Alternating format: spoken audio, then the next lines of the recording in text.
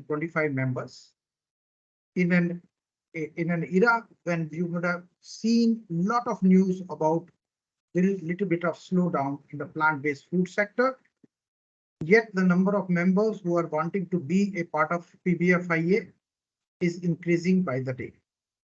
We have seen a lot of excitement, yet some of the investors, especially those coming from the US and Europe, have been saying that Beyond Meat is slowing down, Impossible is slowing down.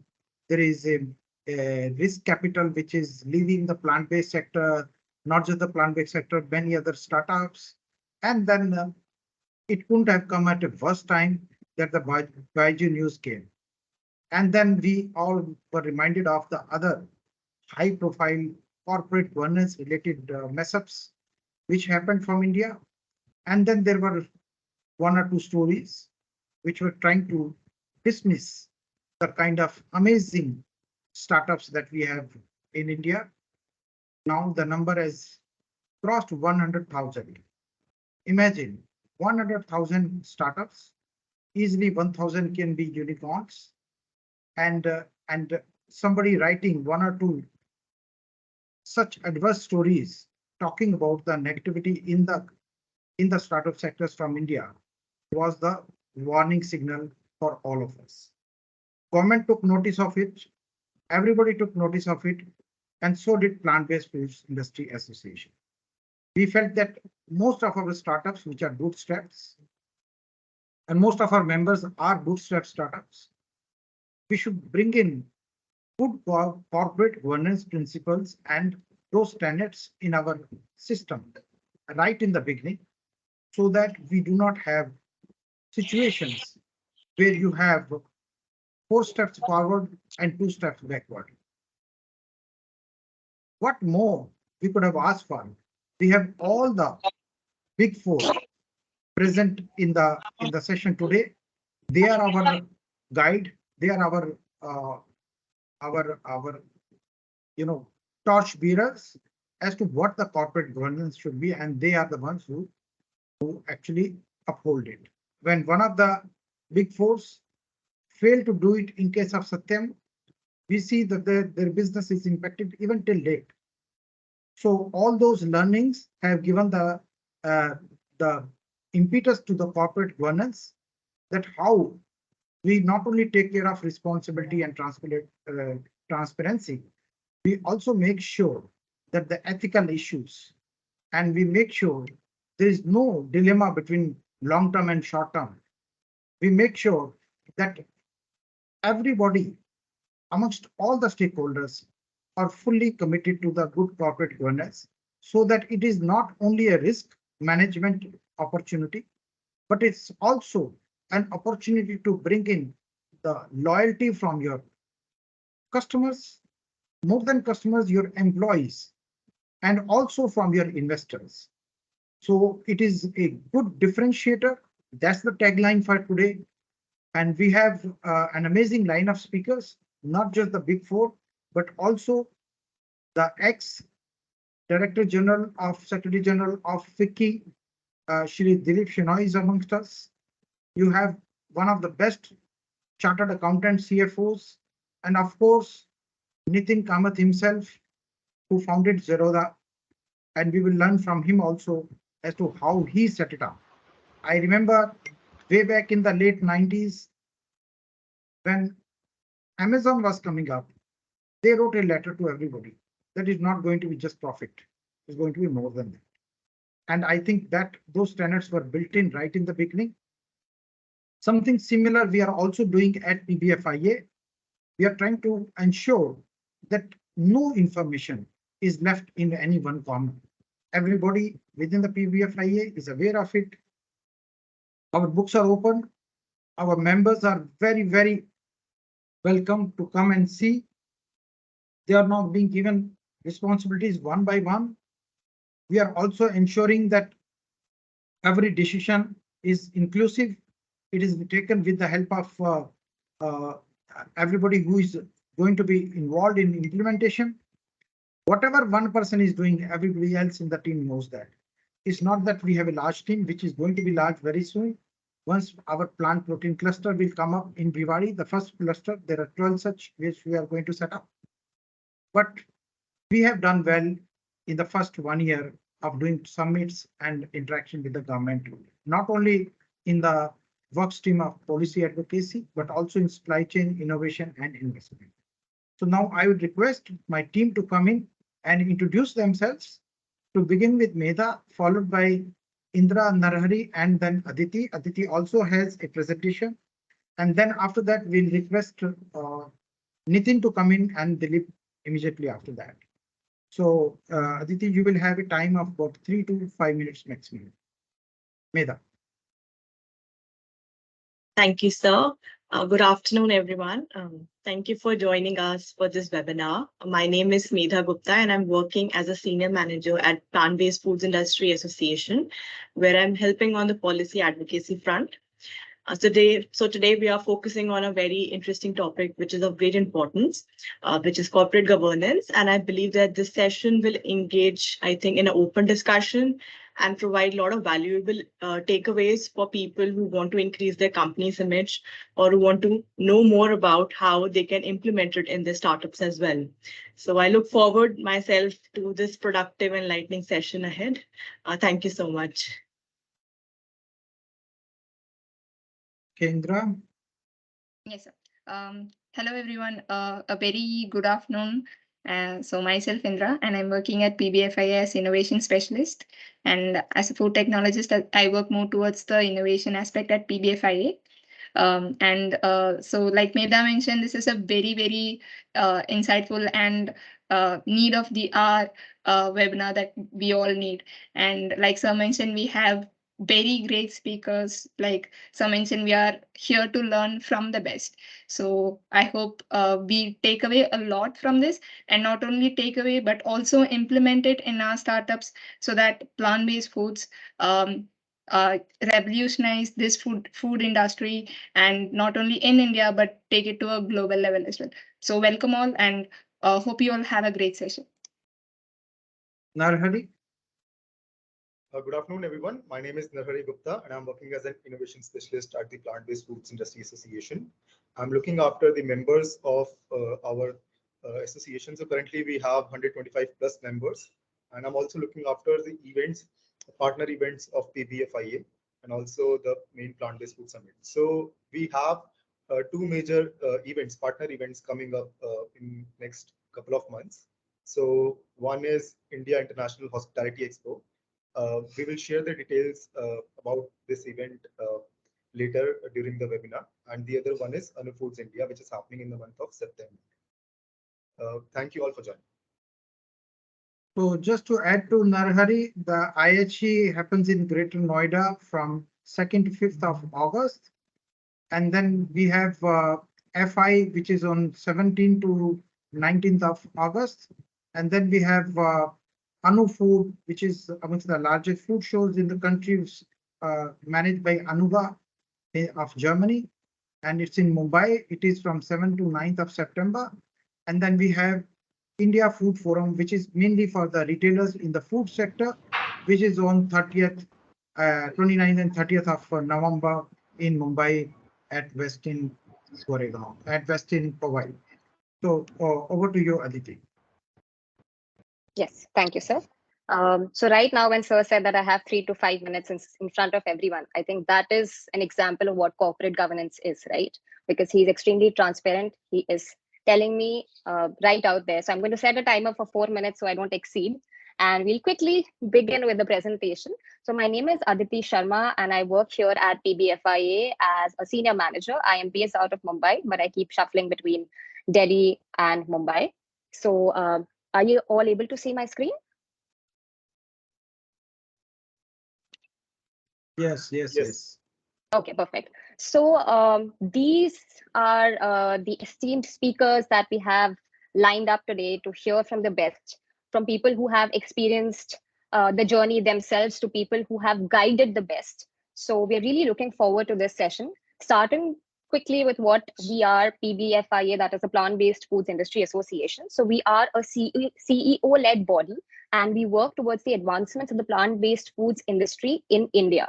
The four major work streams that we look into are innovation, supply chain, investment, and policy advocacy. There is a lot of work that we have done as a whole community in the past few months. We're also a part of the International Plant-Based Foods Working Group, wherein we have people from the USA, UK, Canada, and we're all working together in tandem to create an impact across the globe. This is a list of our members. We have 125 members at the moment. These are ranging from startups to big corporates, all of them coming together as a community to take the industry forward, with them being manufacturers to end product users or advisors. So together, that is the power we hold as an industry. We had the first plant-based food summit in the month of May in 2022, which was inaugurated by Shri Prahlad Singh Patel, Ministry of Food Processing Industries, Minister of State. It was a great event, after which we had Dawn of a Plant-Based Age at Ahar, which was again inaugurated by Shri Narendra Singh Tomar, Minister of Agriculture. It was a great event. We also had a report launch with EY there, and also MPs attending the event. The recently concluded summit, which Narhari mentioned about. So we had over 1,500 people, over 60 exhibitors, Ms. Menaka Gandhi ji, Dr. Sudhanshu from APIDA, and Sanjay gave his insights on what we can do as an industry in the coming years.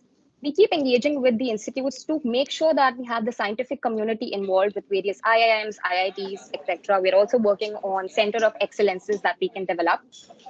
We also have a campaign called... Yeah, we also...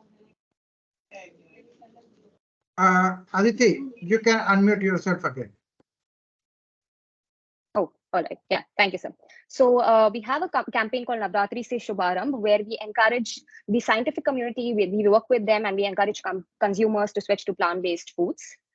Quickly moving on to advocating for fair policies, like Medha mentioned, she is working right now on policy advocacy along with the whole team. Sanjay sir leads this initiative where we continuously interact with the government on GST issues, on establishing common services center, enabling the startups. We also regularly interact with plant-based investors. We're trying to create this ecosystem. We in fact also held Pitch Perfect at the second Plant-Based Food Summit. A very interesting project is the plant protein clusters that we have, where we are trying to establish India as the ingredient hub of the world. Why sit behind and watch when we can make a difference ourselves? So this is an initiative led by Mr. Sanjay Sethi, and we would welcome everyone who is interested to join us, because we want the whole community to work together towards creating a difference. These are the 5 reports. The team will also leave a link for you to download these. What is corporate governance? So Parampara, Pratishtha, Anushasan, right? We have heard this before, and this is exactly what corporate governance is. This is something that Amitabh Bachchan said a few years back, and we still want to implement that. Now, coming to the technical definition, it is about transparency, integrity, about how you're orienting the performance of the team, about how you're effectively collaborating with the team. And what that leads to is better transparency, better accountability. You are protecting the interest of your stakeholders, mitigating all the risks. So overall, it is excellent for the long run, right? And essentially, when you're talking about it as a strategic tool, as an advantage, it surely gives you a competitive advantage to move ahead. Now, coming to this, this was a survey done in 2006 where they checked with CFOs and what extent should they go to meet the Wall Street estimates. And like you can see here, that 80% of them said that they would, reduce their discretionary spending. They would accelerate recognition of revenue, right? And they would draw down reserves. So things like these keep happening. Now, moving on to what do the investors want? So there was a survey again done in 2002 by McKinsey, which asked investors what premium would they be willing to pay for a well-governed company, and these are the statistics, right? So this is the news that has been taken up on all the newspapers, wherein we hear about the Satyam scam that Sir mentioned, Bharat Pay, Byju's recently, Go Mechanic, and whatnot. Lastly, touching Mojocare. So 80% of their workforce was fired, and this happened even when they were moving to they got a 20.6 million investment, right? So what happened was they did not set their targets right. They were delegating too much of their work. They did not. Their investors did not hold them accountable. and there was a lot of internal confusion. And in terms of ideas, the founders were not clear, and so were not the employees. So this was the root cause, and what it can lead to is lack of transparency, lack of accountability, lack of implementation from the start. The valuations, in order to multiply their valuations, they keep putting out their numbers irrespective of where the company is heading, right? So this is what we are here to learn today. What is the importance? What are the challenges? What are the ethical considerations? What are the lessons that we can learn from the experts? And what is the impact that you can have of good governance on your company? So that is it. Thank you. Look forward to the discussion. Thank you, Aditi. And with this excellent background, I think now we can call our first star speaker, that is Nithin Kamath. Nithin Kamath, as you know, is the founder and CEO of Zerodha, which has really changed the entire platform in the stock market. And Nithin was also in the news recently when he said that whatever AI does, we are going to retain all our employees.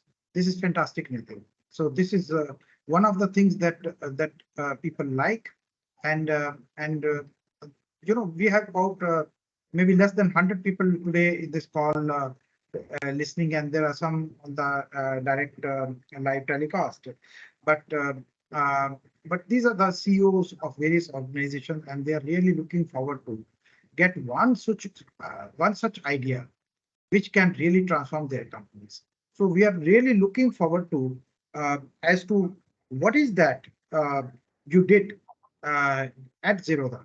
And then I have a list of 4 or 5 questions. So maybe first you can come in, and then I'll ask you the questions later.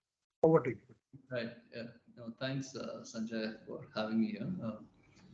Like I was telling, I have more questions for this group than, because one of the things that we do by the side is we run this fund called Rainmatter.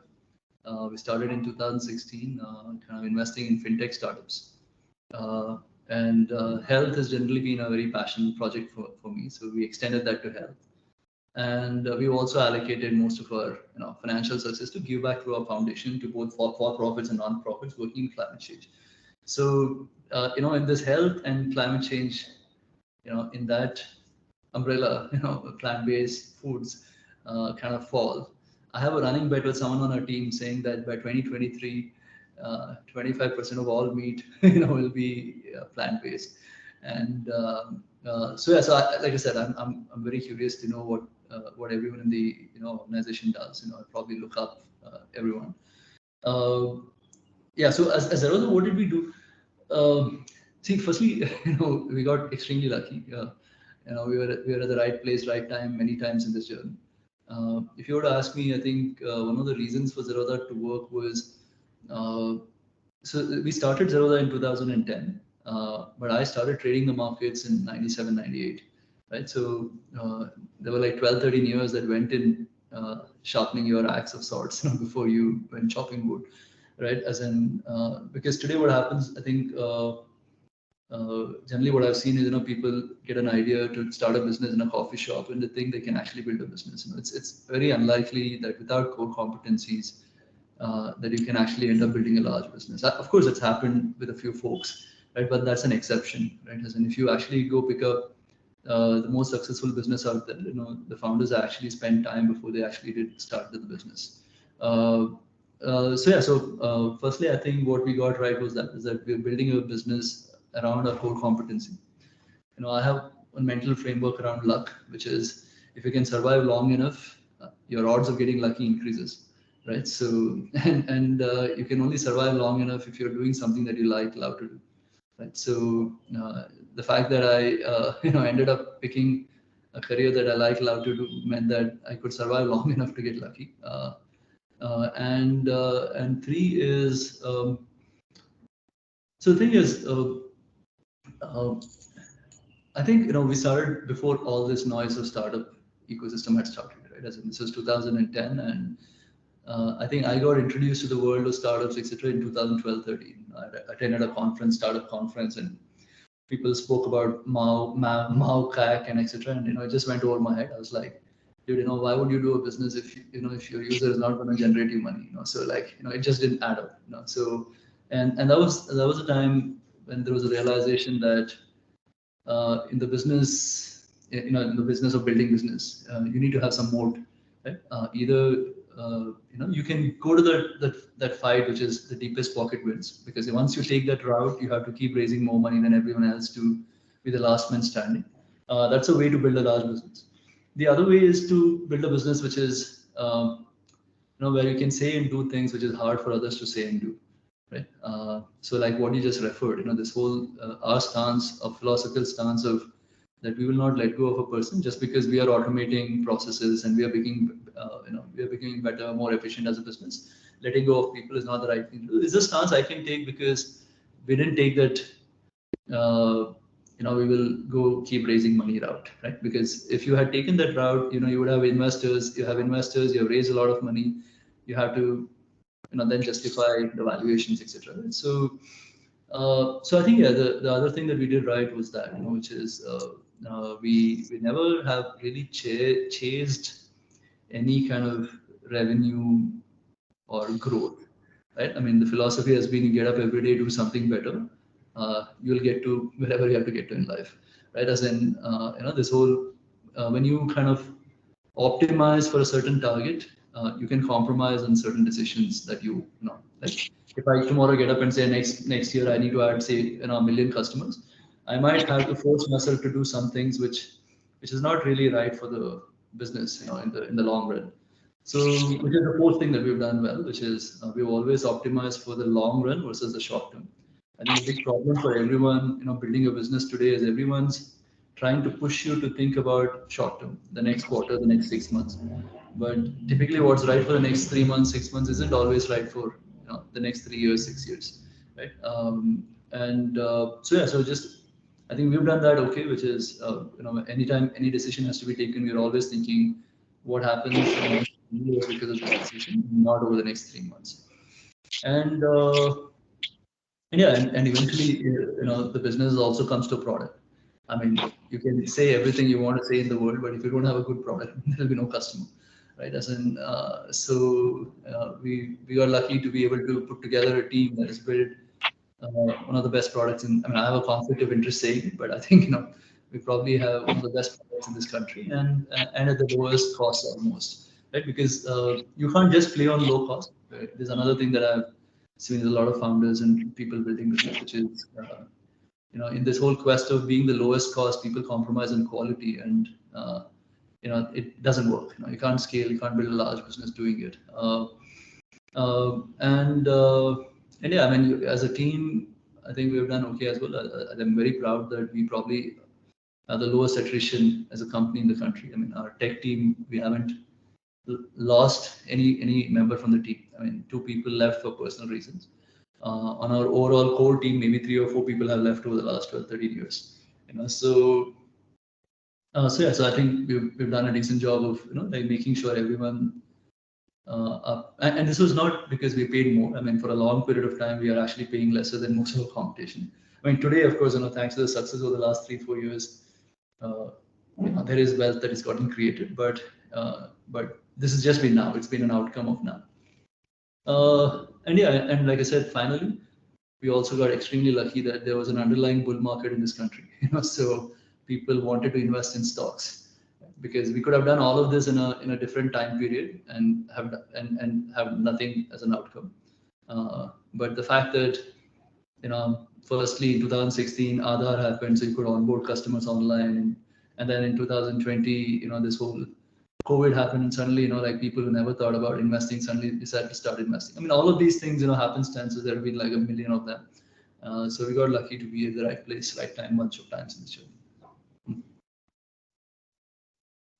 Yeah. Great. So amazing. Nithin, in fact, I was one of your customers when I was trying to move my base from Dubai to India. I thought I have maybe some time left to dabble into the stock market, and somebody told me that something like Zerodha has come up in India and you should take up an account. I did that. I lost money, and then I exited very fast out of the stock market. I realized that probably my mind is too much wavering and I'm not able to provide the kind of attention that it is asking from me.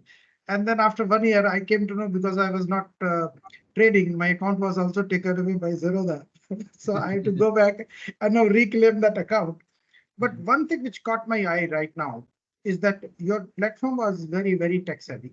And second thing, that when you say that your people have stayed with you. So this is something that plant-based food industry should learn from you. And can you tell me one or two things that you really did well, which not only impacted your financial performance, but also retain your team? Because this is something that which is a direct takeaway for not only everybody here in this group, but also for me personally. See, the thing is, I think the problem with the world outside is there is always this rush to grow fast. I think, building a business is like growing a forest, right? I mean, there are so many interconnections. You can't get up and say, no, in 1 year, 2 year, you'll build a large business. I don't think it works like that. Right? People today assume that they can throw money at it and somehow build a large business quickly. Of course, in the tech first kind of a space, like a Facebook grew very fast, a Twitter grew very, but those are exceptions. I mean, otherwise, if you look at sustainable businesses, it takes a while. So I think the first thing is to ensure the kind of people that you're working with, fit with you culturally, right? Because one person who doesn't fit into the org culturally, can kind of spoil it for everyone else, right? So we've been, I think, over the years very particular in terms of the kind of people that we hire. So everyone who's joined is a certain cultural, like a mix. You can almost, if you come to our office and you speak to a bunch of people, you'll realize that. Second is, I don't think we have ever oversold to anyone on the team, right? Because that's another thing that I see as a problem. Just to hire someone smart, like the founder tends to say, what they're solving for some life changing problem, right? I mean, we've been very grounded saying that, we're not solving for any life changing problem, and last 2-3 years when someone has come for interview, I usually start off saying, you're at the top of the bull market. Are you sure you want to join us, right? As in, we almost undersell because you want people to be joining you with the right expectations, because if they have over expectation, what happens is they get disappointed. And if they get disappointed, they're not going to stick around anyways. So why even go through the hassle of getting them on board and, so I think the other thing that we've done is that, and 3 years, I think, I think of everyone on Zerodha as my family. So it's not just about how much, how much output, I don't think we look at, people as machines. So like some of the things like we've done at work right now is, we kill all work chats at 6 p.m. We have no weekend, conversations on work. We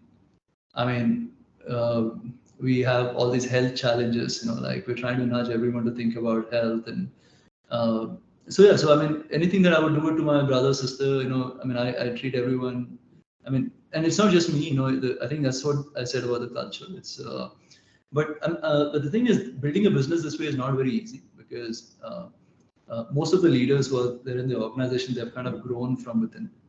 So we haven't really ever hired leaders from outside because we didn't, find the right cultural fit. I remember there was one guy who came to me and said, I'm working in this competitor of yours. I can come and I can bring so many customers, how many tens of thousands of customers. And I said, why will I ever hire you?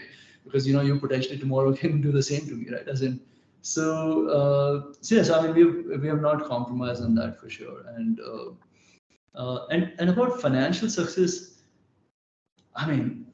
that's just luck. I think this whole it's really hard, I think, to I think like I said, it's just an outcome, and I'm shocked myself. Like sometimes I wonder, we keep talking about it. I'm like, dude, what the hell happened?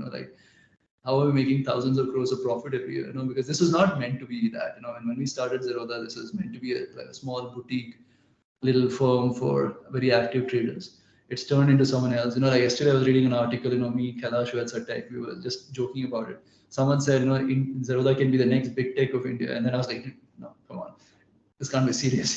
So it's, I think, yeah, the outcomes are really, it's absolutely, I don't think you can really optimize for the outcomes. Outcomes I mean, philosophically, the way I think of it is, whatever has to happen will happen. So.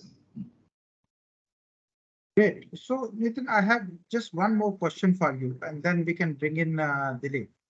So, a little bit talk about the future.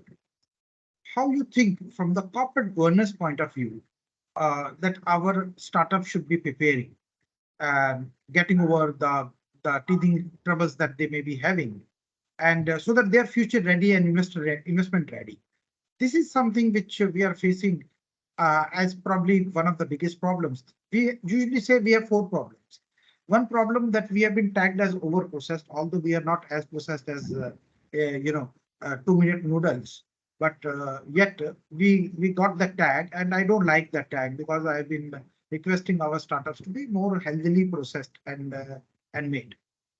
Second, which we are facing the problem is about the price, which is for which we are developing a cluster outside of Delhi, and I think will solve the problem of pooling in the entire technology requirement and processing for the world, and of course for the India also.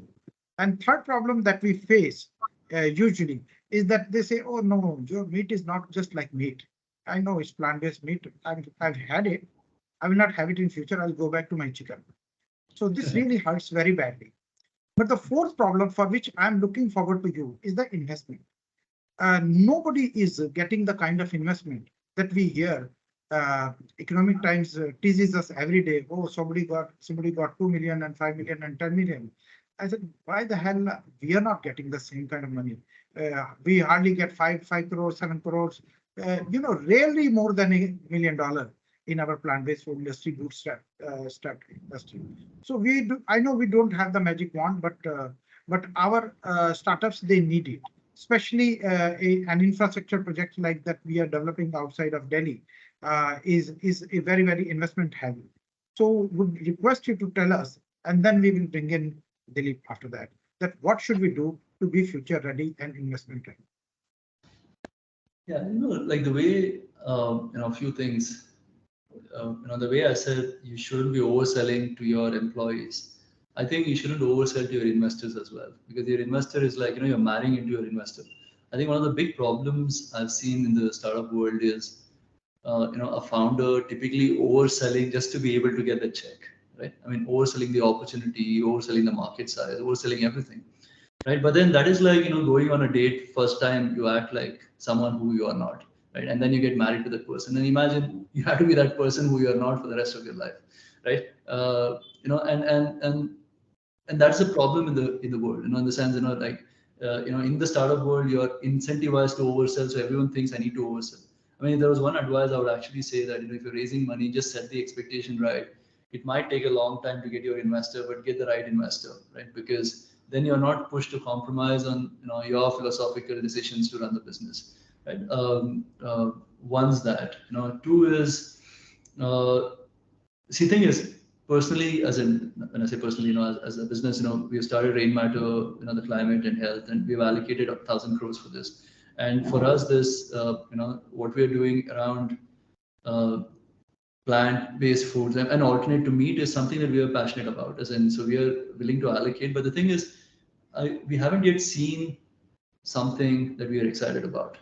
Right, it's wherever I go, I taste alternate meats. In the sense wherever I'm traveling in the world. So now I have a trip to Singapore because the lab-grown meat, is available in Singapore. I'm just going there just to taste that. Right. So this is on our list. Why is the money not coming in? See, money in the VC ecosystem is a very FOMO kind of a play. Right. So, if there is wealth creation happening somewhere else and, VC suddenly line up to figure out who is this in India that it can be. And unfortunately for the sector, like you said earlier, Beyond Meat, etc. So they are going through tough times. So it is unlikely that you will have a lot of VCs interested, unless that cycle turns around. I think what the industry can do better in terms of this processing food is actually communicate better. I think one thing that we've done well as Zerodha as well as that, we've built a certain narrative, right? As in, we have social media presence. The thing is today, you can't say I'll use a business handle to build a social media presence because the platforms kind of mute the reach. I think, you know, individually founders who are passionate about the causes has to go build the story around a plant-based, alternatives, and you know, like how, what goes behind the scene, you know, and kind of invest a lot more into education, educating people on what actually happens behind the scene. Just as a corollary, at Zerodha we run Varsity, which is the largest, I think the second or third largest educational initiative around, capital markets in the world, and completely free and open sourced. So I think more of that can be done.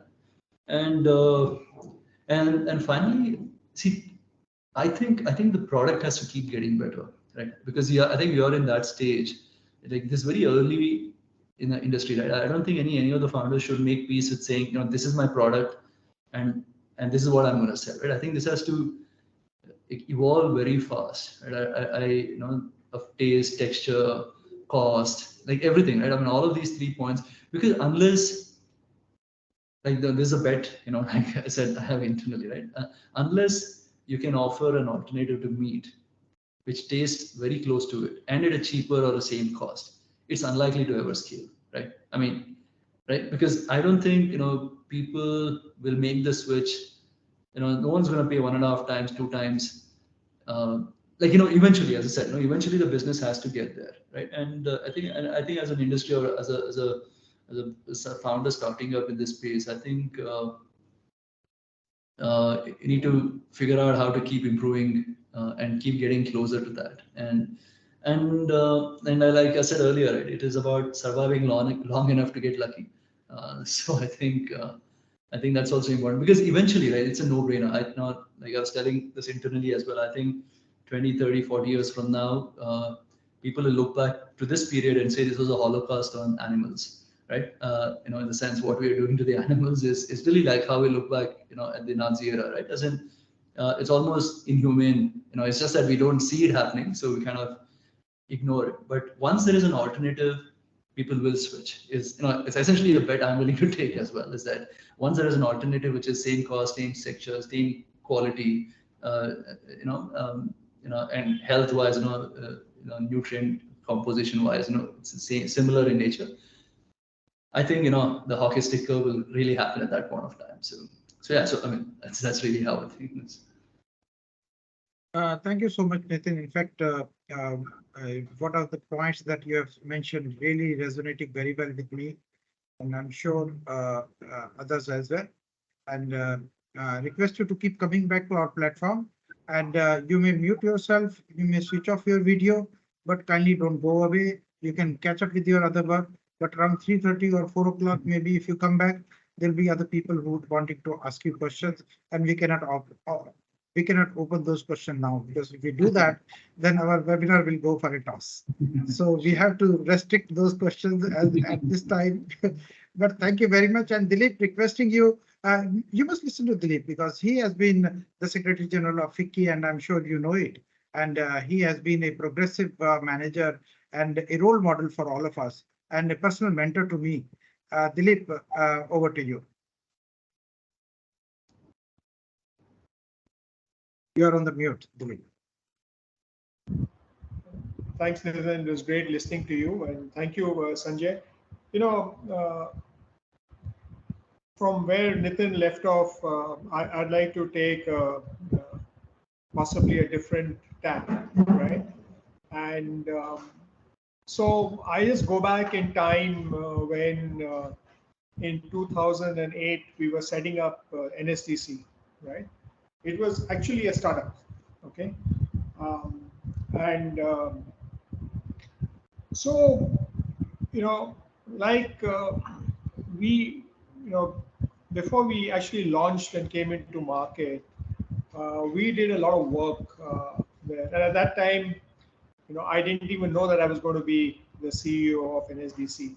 But as the group of people who were founding this organization, we kind of looked at a, realistic 5-year plan, okay? And then we also then said, okay, if this is the plan, how are we going to govern ourselves, okay? And one of the important things was that we said that, we need to have a very powerful committed board of directors, right? And I think for every startup, right, you have the option of creating a good board. You need to have independent directors. You can have a advisory board, etc. And interestingly, NSDC was a Section 8 company, and we, as what was required was as a company, if you're a listed company or like that, you are supposed to have some specific committees of the board, the remuneration committee, um, the compensation committee, the audit committee, risk, committee. What we did was we actually formed these committees of board members, although we were a Section 8 company. And we kind of started doing all of this.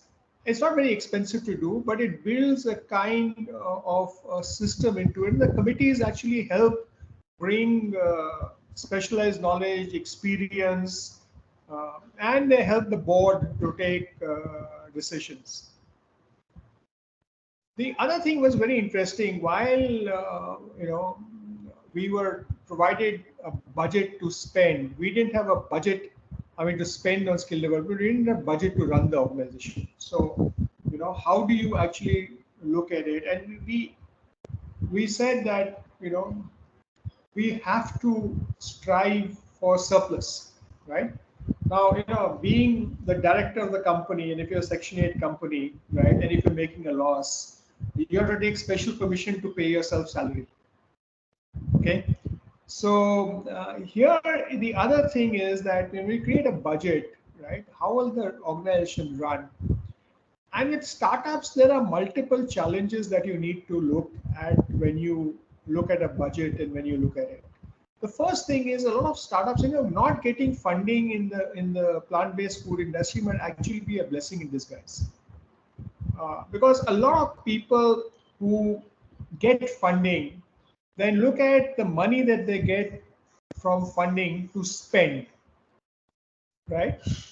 And it's not necessarily to look at, the whole focus is on growth. You spend on advertising, you spend on all sorts of other stuff. So you need to actually create a budget, which is interestingly, everything. What will be the income? What will be the expenses, right? And I think, like Nithin said, don't shoot for the moon. Be realistic. It's better to, under promise and over deliver, right? And you need to do quarterly reviews. If you don't do quarterly reviews and monthly reviews, etc.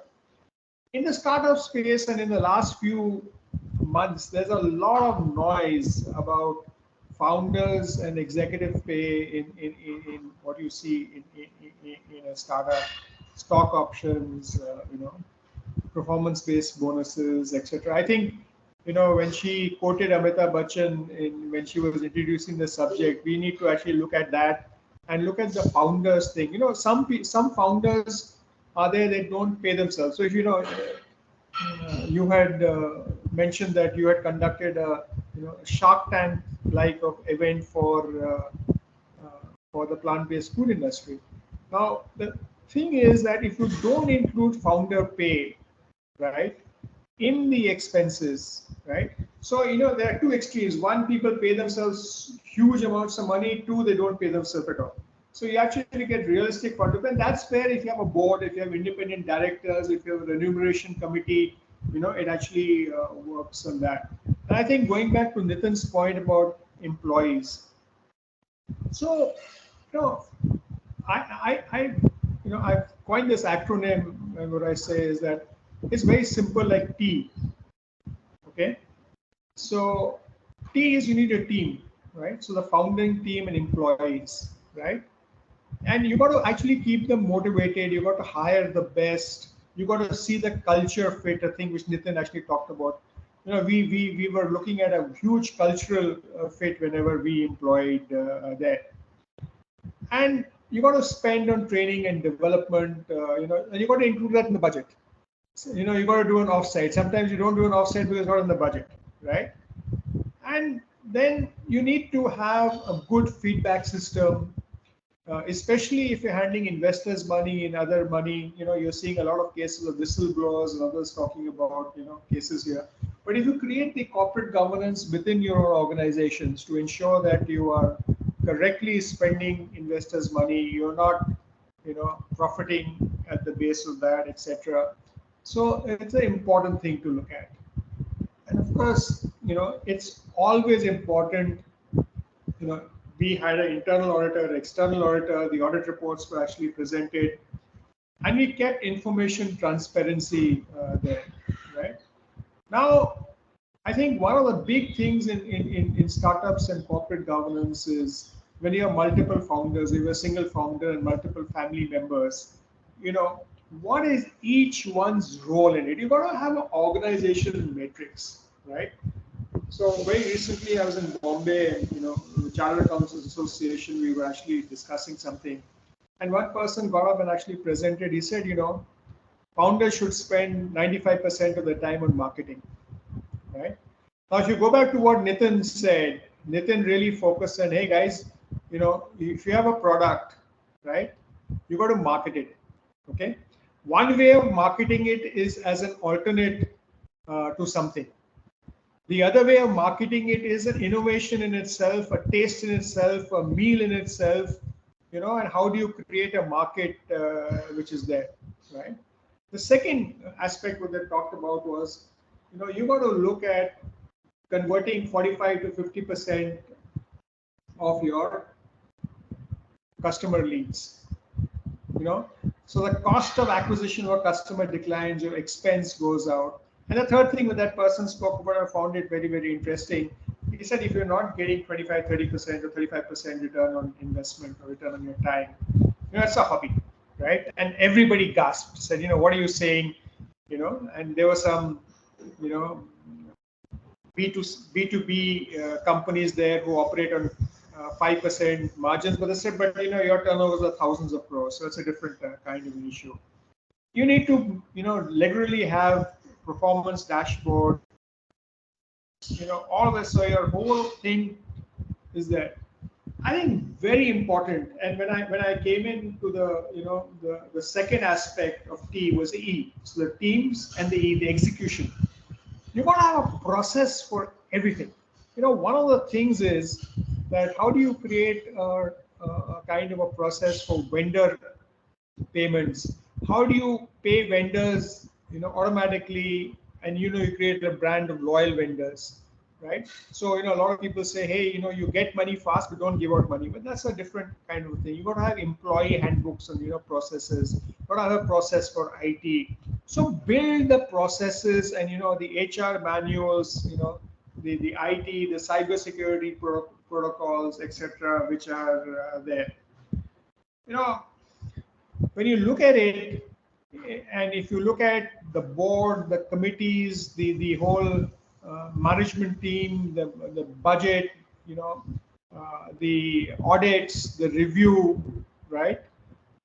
And you gotta, there are a lot of good corporate governance reviews and good corporate governance dashboards out there. Just pick up one dashboard.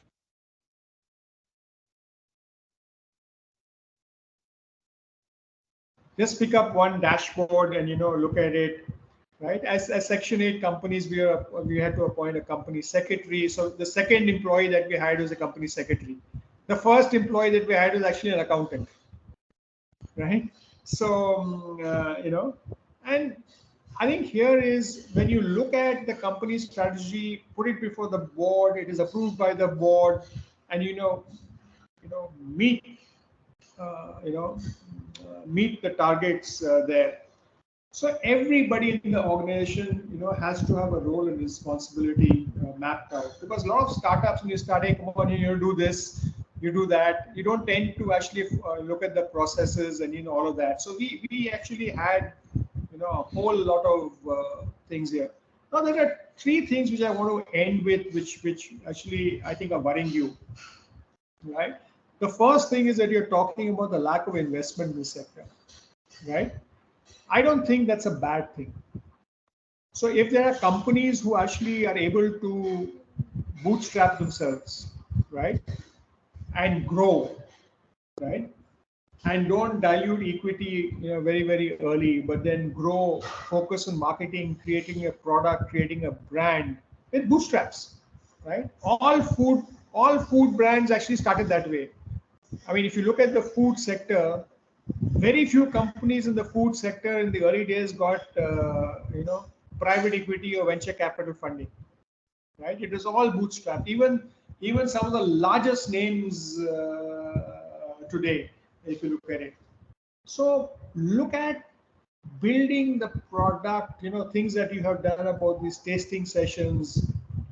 How do you popularize? People should come and look at plant food alternatives not as an alternative.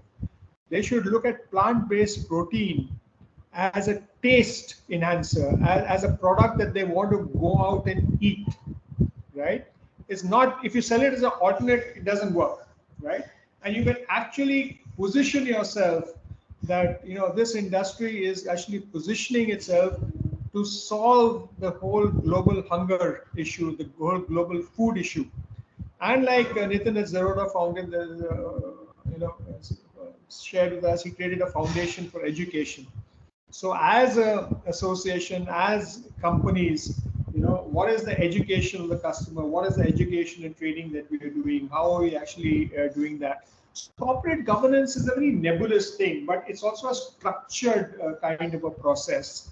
And once you build and create a pull in the market, you're not pushing products, you create a pull in the market, right?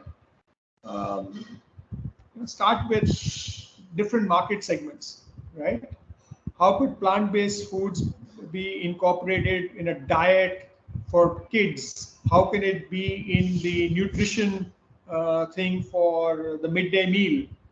How could it solve the problem of malnutrition and other things across the country? And create a base like that going forward. Then I think your companies will grow. Once they grow, then it'll be easy to, get finance. So I think, the danger is that if you take VC money, if you take other money, you have money in the bank, you tend to spend it on things which perhaps may not yield the results. When you have your own money, when you're restricted, you actually look at it in a different manner. So I think I'll stop here at this point, and if there are any questions there, but again, thank you very much for this opportunity, and great meeting at least two of your team members once again, and seeing you, I don't know, for the team time. I think I didn't have the chance to meet Indra earlier, but good seeing you. Thank you so much. And Dilip, we keep calling on your advice every now and then. And somebody said that to have world-class companies, our system in India, the Indian ecosystem, need to have the world-class governance. And this is not something which I am saying. Actually, this is written in an article which had recently come out, and it was actually unveiled a report by Deloitte in partnership with the Indian Venture and Capital Alternative Association. And I just saw in the audience, actually the author himself, Sachin Pranjpe, the partner of Deloitte, is in the audience. So Sachin, can I get you in for a quick comment? It will be great if you can come and tell us what the startup should do. They want the money. So Dilip is saying start out small, have little money, not too much money, otherwise you'll waste it. Still, my startups members are not listening. They want money. So can you offer some advice to them? Hi, Sanjay. Am I audible? I hope I'm audible. Yes. Hi. Thanks, Sanjay. And I think it's wonderful to come just after Dilip, because what we have said in the book that you just talked about. So we came out with a playbook exactly to address what is being talked about, what is being highlighted here as to how should startups go about building the corporate governance. And this is a book which has been developed with IBCA. But we have stories, just the way I heard Nithin earlier and then Dilip talk about, their own stories. As you said, the second person that we hired was a company secretary, right? I think some of these stories and some of these are very important nuggets for all the startups to know, because, to me, corporate governance is a good marriage between intent and action. It has to be in the founder's mind to run the company well, and it needs to be demonstrated in action. So, when these two come together, and hiring a company secretary, for example, or hiring an accountant, getting the external audits as early as possible are the things that you demonstrate that you really are serious about corporate governance. But I'll just quickly talk about what that book tried to attempt. The book is available; it's in the public domain. But for everybody's benefit, maybe I will share a link, towards the end of my maybe 5-7 minutes talk, so that anybody and everybody can go and access it.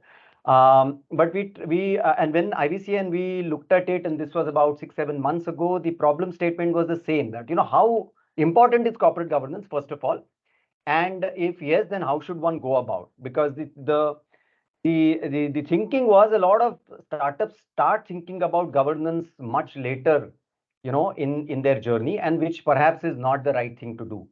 But having said that, when should you start and how should you start is something that was not readily answered.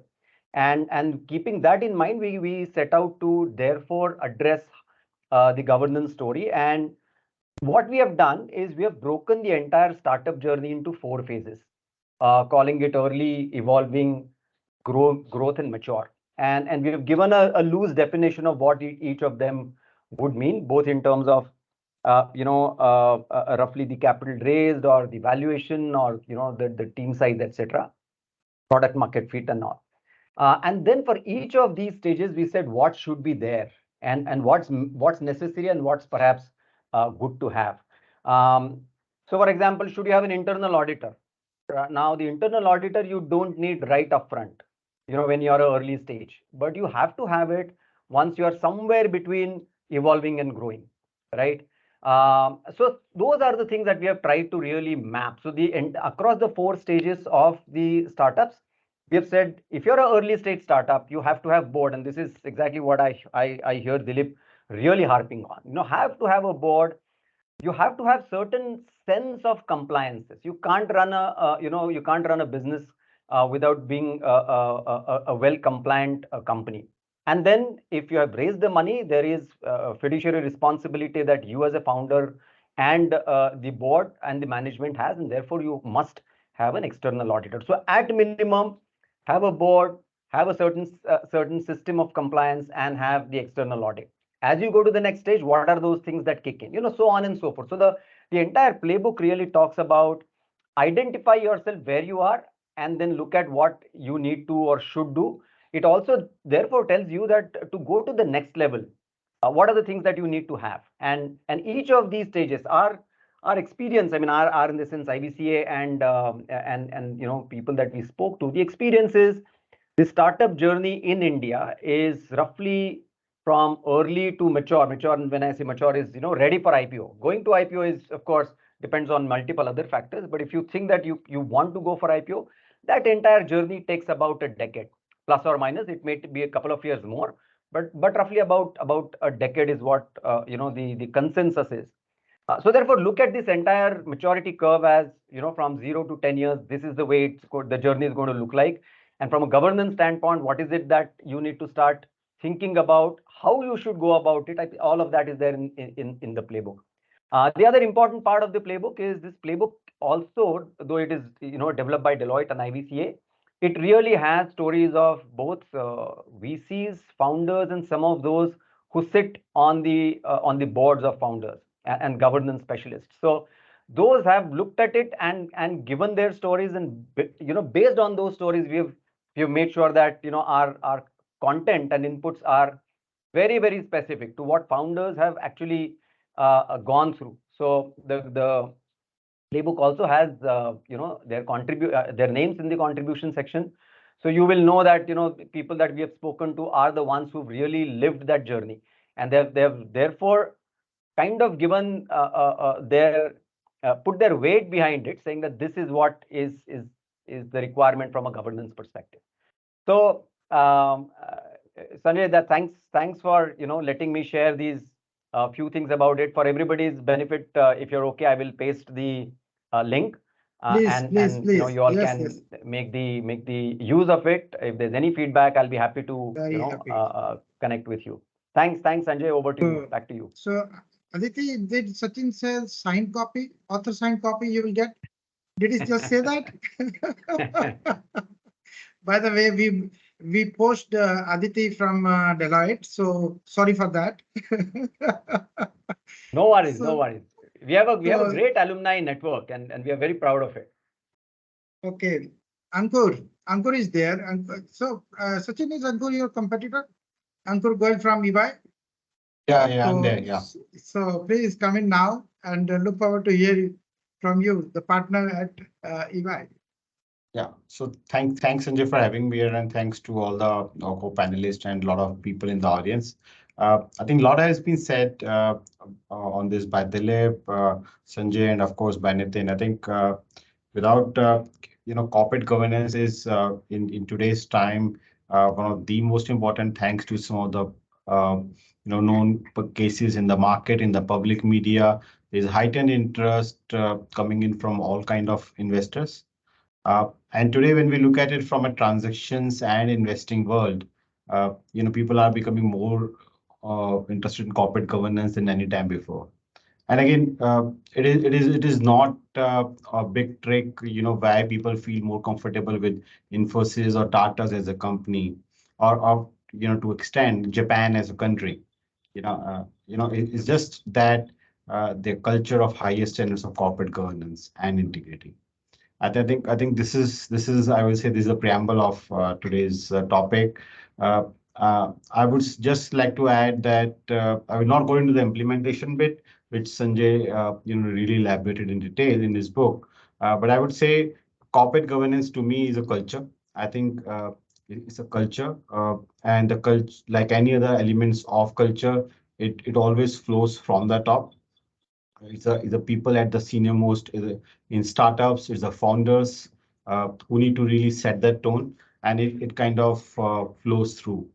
And it's not always corporate governance is not only about appointing a very marquee nameplate board or laying down very good policies, framework, having an internal auditor. It's also about taking some tough business decisions also. And again, you have to really walk the talk here. And I would really like to pick up one of the anecdote here, and it is from the book of Mr. Kamath Gupta of Havels. And again, if you read through that book, right, he narrated how he let go of electric meter business in early 2000, uh, which at that point was 60% of Havel's business. It was the fastest growing business and the most profitable business. And Mr. Kamath decided to shut down that business. And the reason is because of regulatory changes in India back in early 2000, that sector was getting prone to a lot of kickbacks and some of the other business practices, which Mr. Kamath Gupta did not feel very comfortable with, and which he felt that as a Havels, as an organization, we will not be able to do in the long term. So that's a choice that he took. He let go of a very lucrative, growing business, and that's a corporate governance to me. He took a tough business call that the organization that he want to see with highest standards should not be indulging in certain set of business activities. He took that call. I think that is a culture where the corporate governance should flow in. Other thing I would say is really when I say corporate governance, it's all about integrity. It's integrity in your compliances, integrity in interactions with own people, integrity with business dealings with all the ecosystem of customers and suppliers.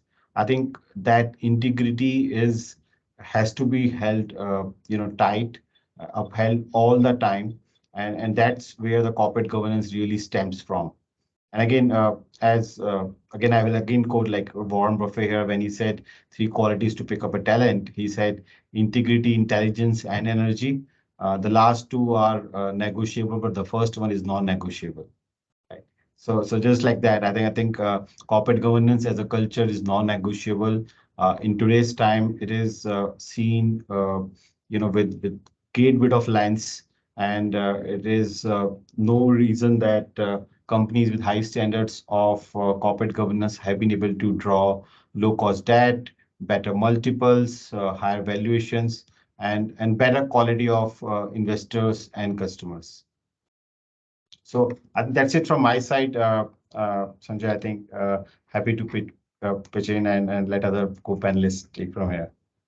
Thank you so much, Ankur, and please stay back. And we have my friend and also the CFO from HCLTech. We want to understand from the other sectors as well. So Prateek Aggarwal, if you could kindly come in and tell us how do you manage such a large organization, and also not only the finance but the corporate governance. And we really want to look forward to learning from you. Prateek, you are there? Sanjay, just give me half a second, half a minute.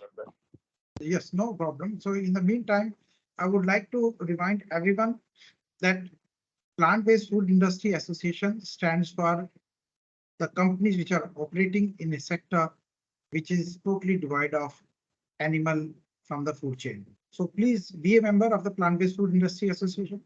We will have our annual summit. Next time it will be on 21st May 2024. Do not miss out that. And let's now go to Prateek. And then we will request Pankaj and then Meenakshi. Yes, Prateek. Sure. Thank you, Sanjay. Thanks, everybody. And thank you for all the speakers that went before, some very valuable points. So just as a quick introduction, I'm obviously not from plant food-based industry. I've had 3 decades of working experience. The first decade, or more like 12 years, was with Hindustan Unilever in various departments and functions and industries, actually. And the last 2 decades in IT services and IT products. And but I am a startup guy like most of you, all of you, because my very first role that I got into in Hindustan Unilever was setting up their ice creams business here in India, starting with the Nasik factory, launching walls in Bombay and Maharashtra, and then of course followed a bunch of acquisitions, Cadbury's, Dollops, Milk Food, Quality Ultimately, and so on and so forth. So yeah, startup guy. And more recently, I had the opportunity to be able to set up the software products business within HCLTech. HCLTech till about 7 years back was purely a services company, but in the last starting June of 2016, we started building a very large software products business, largely inorganically. And so that was my second startup. Obviously not a startup for myself, but for these very large companies that I happen to be part of. And I moved into the CFO role about just less than 5 years old in this role here in HCLTech. I was Hexaware CFO when I met Sanjay for the first time. And it's been my delight to be able to generate the best total shareholder return in the last 5 years for each one of those 5 years on a CAGR basis, and also get the valuation of HCLTech to be nearer some of our larger peers and so on and so forth. So enough of the introduction, I guess. Coming to the topic of governance, maybe I'll just add a few things which by and large people I think have covered in one way or the other, starting with Aditi with her Parampara, Pratishtha and Anusashan. That was a nice. We all love Amitabh Bachchan, right? So what he says is likely to stay longer with us, hopefully. But anyway, when I think of corporate governance, I think I look at it as a continuum, right? So from the left to the right, or it's a journey. It's got extremes. At the one extent is I think of it like oxygen. Now you'll say, we are plant-based foods. What has oxygen got to do? This seems nearby. Yes, I think of it as oxygen because oxygen is that one thing which all of us take for granted, right? So whether you're an investor, whether you're an employee, whether you're a customer, whether you're a vendor, partner, reseller, whatever role in the supply chain or value chain you perform, ultimately governance and that you're dealing with somebody who's going to do the right thing by you, whatever role that may be, is at the very base of doing business. In other words, trust is at the base of doing business, right? Because you really can't run a Zerodha or any other startup, plant-based food startup or any other thing if you don't trust anybody, right? You got to trust. You have to keep your eyes open, and therefore the word oxygen, because governance is that one thing. When it gets broken really badly, and then most likely than not, there is no second life after that, right? Because once you've sort of failed at the hustings of governance, that's the end. It's like oxygen, right? Once your oxygen goes out, even for half a minute or whatever, and you're out, right? But it's also that one thing that people take for granted, and therefore the importance of maintaining the oxygen, right? Uh, on the other hand, I look at governance as branding, and that's really the right way to look at it, because oxygen, and that is the one extreme, which is the bare minimum has to be there. But when you think about it, about governance as branding, that is when you really get into trying to extract the maximum from what good governance can deliver to you as a founder, as whatever other roles we may be talking about. And it is a differentiator at the end of it. Ankur talked about a couple of names, and some of those companies, by the way, have gone through some very rough periods of time, right? I don't want to take names for obvious reasons, but they've had big falls. But the beauty of the brand that they've constructed is that it allows them to bounce back very fast, even though there might be something seriously broken. So it's like oxygen has really not gone out of your life. But if you have a strong brand, you've cultivated it for years and decades and hopefully centuries at some point in time, then the strength of the brand should be able to carry you, even if that oxygen was to be snuffed out for a small period of time, right? Of course, it depends on what is it, what the event may be, and what is the severity and the frequency of that. For example, I mean, there are companies who may have small things, but if it becomes too frequent, something happening every year or every other year, then investors and employees and everybody is going to say, what the hell, right? I mean, there's something basically wrong. It's just a question of time when something bigger comes out. So it is a differentiator, and you have to cultivate it. And the thing about, many people, they think they're too smart, right? In front of employees, they'll say things about customers or say things about vendors.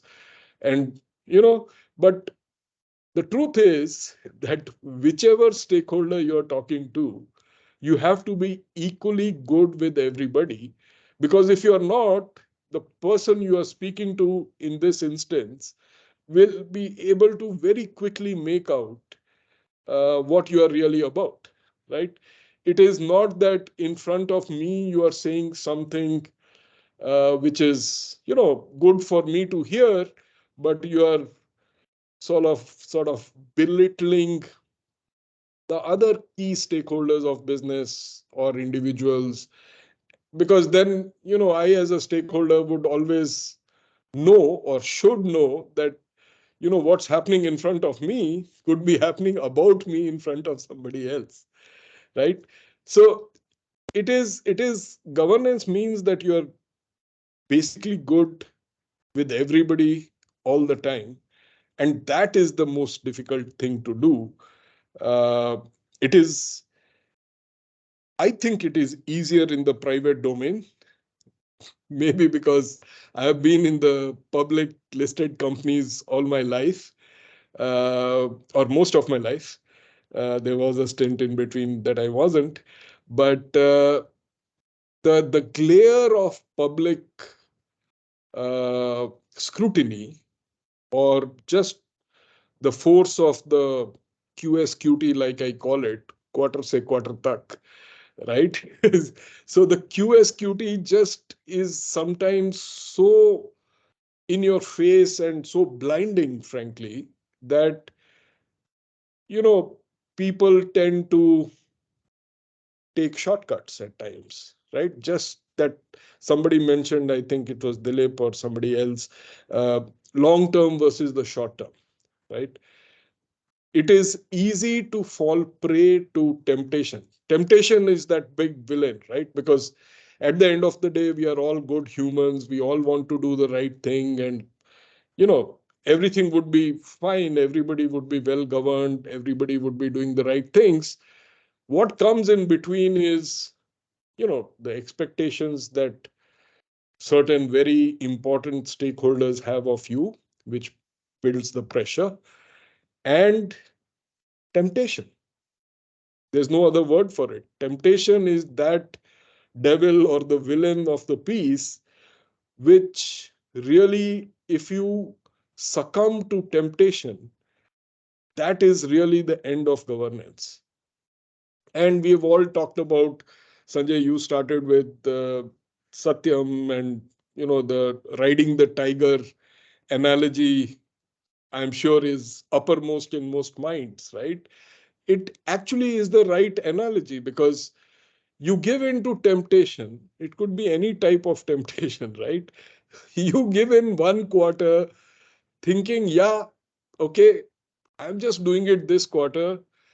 I'll correct it the next quarter. I have action plans and I'll do it, correct it the next quarter, right? It could be growth, it could be profits, it could be something else.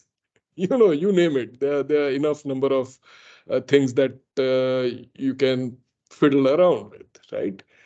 The point is, once you give in to temptation, that's when the snowballing starts. Because next quarter, things are not going to suddenly turn around and become very much better. Chances are, if there is a degeneration happening in your business for whatever set of reasons, it's probably going to become worse. And then the temptation knocks at your door again, saying that, hey, you did, let's say, $100,000 or whatever, right? Now, if you do 200, you'll have a smooth graph. Everything will look hunky-dory. Nobody's going to find out. Next quarter, you can, instead of correcting 100K, you can correct 300K, right? That is what governance is all about. It is, Ankur, I think, talked about big decisions, right? Big decisions get necessitated because somebody has not taken the small decisions along the way. And governance is really simple because, frankly, all of us know what is the right thing to do, right?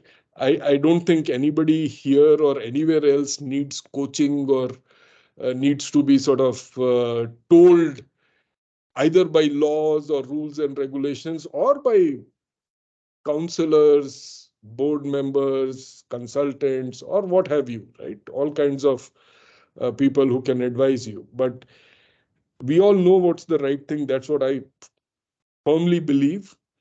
And if we can just discipline ourselves, that Anushasan, to keep away from the temptation, I think as a world, we would be much better off. And of course, all the 3 lines of defense. Of course, in a large company, you can have the luxury of talking about 3 lines of defense and then the 4th line. And of course, the 3 lines, just so all of you understand, the first line is the operational management itself, right?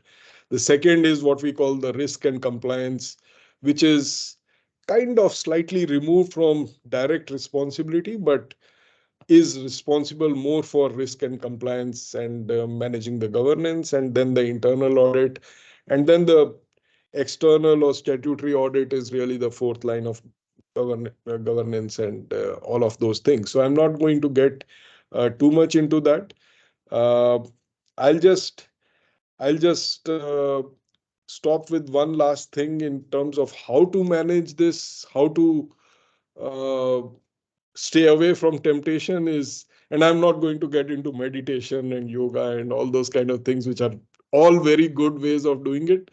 But in the corporate setting, in the business setting, I think having a good set of counselors, people who you respect, who you may have or may not have your boards, uh, people who you uh, can respect based on what they have done, what they have said, what you hear about them in public, uh, and having at least 3 or 4 or maybe 5 or 6 of them and listening to them.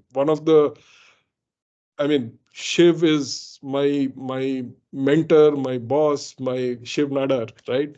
The one thing apart from the 100 things that I've learned from him is listening.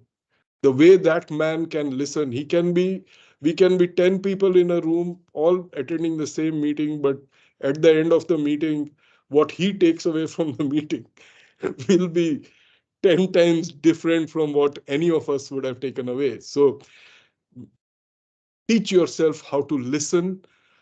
And if you can listen to and have a right set of counselors, I think you'll be able to do what needs to be done. Keep the oxygen with you.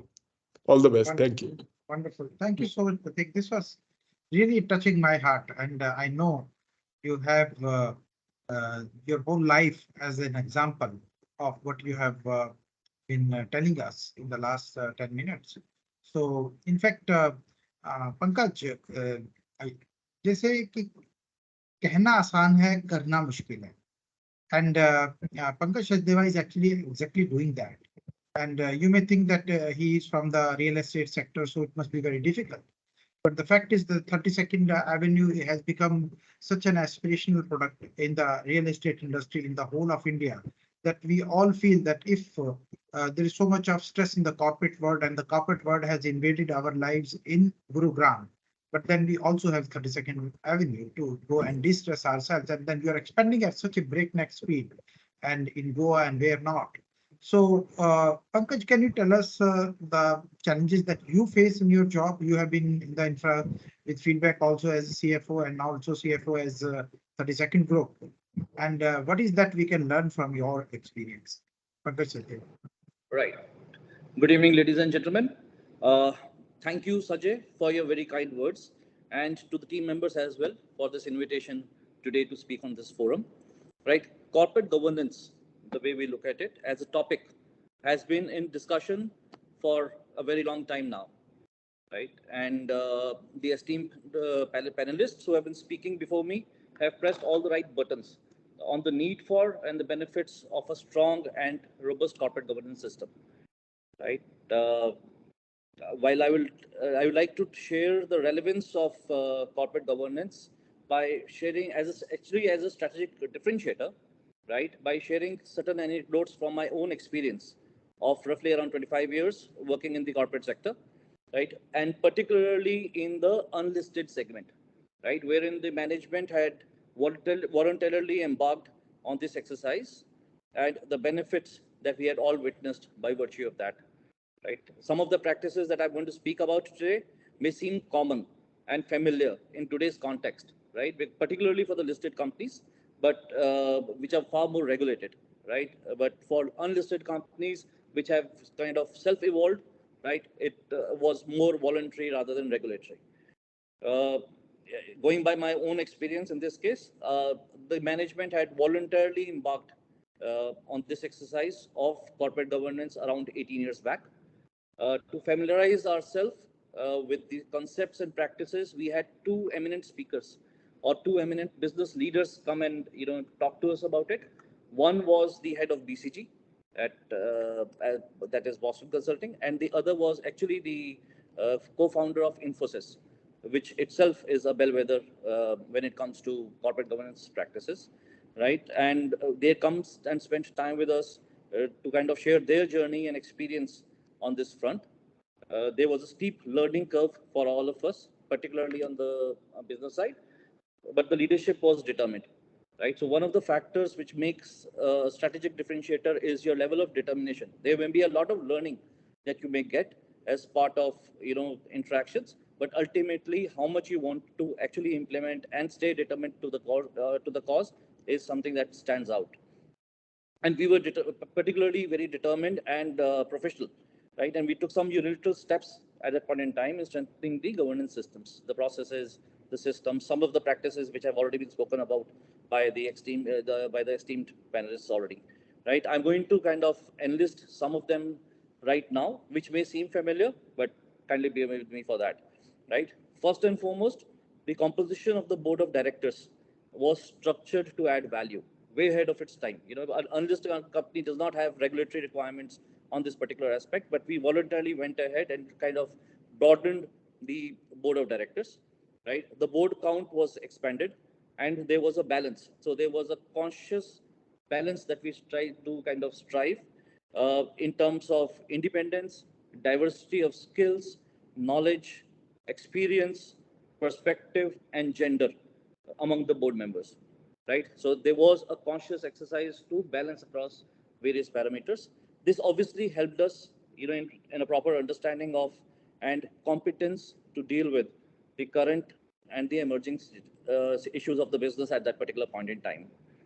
We also constituted advisory boards, which were created for each independent line of business, which could effectively review and challenge the performance of management and exercise independent judgment to provide recommendations to the board to finally consider.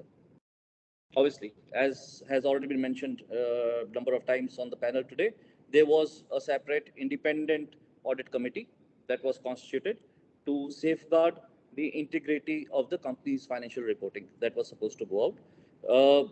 We also evolved a risk management framework to review the adequacy and the effectiveness of the strategies that were being adopted. So there was an independent kind of committee which was constituted outside the line to review this and report independently to the board for this.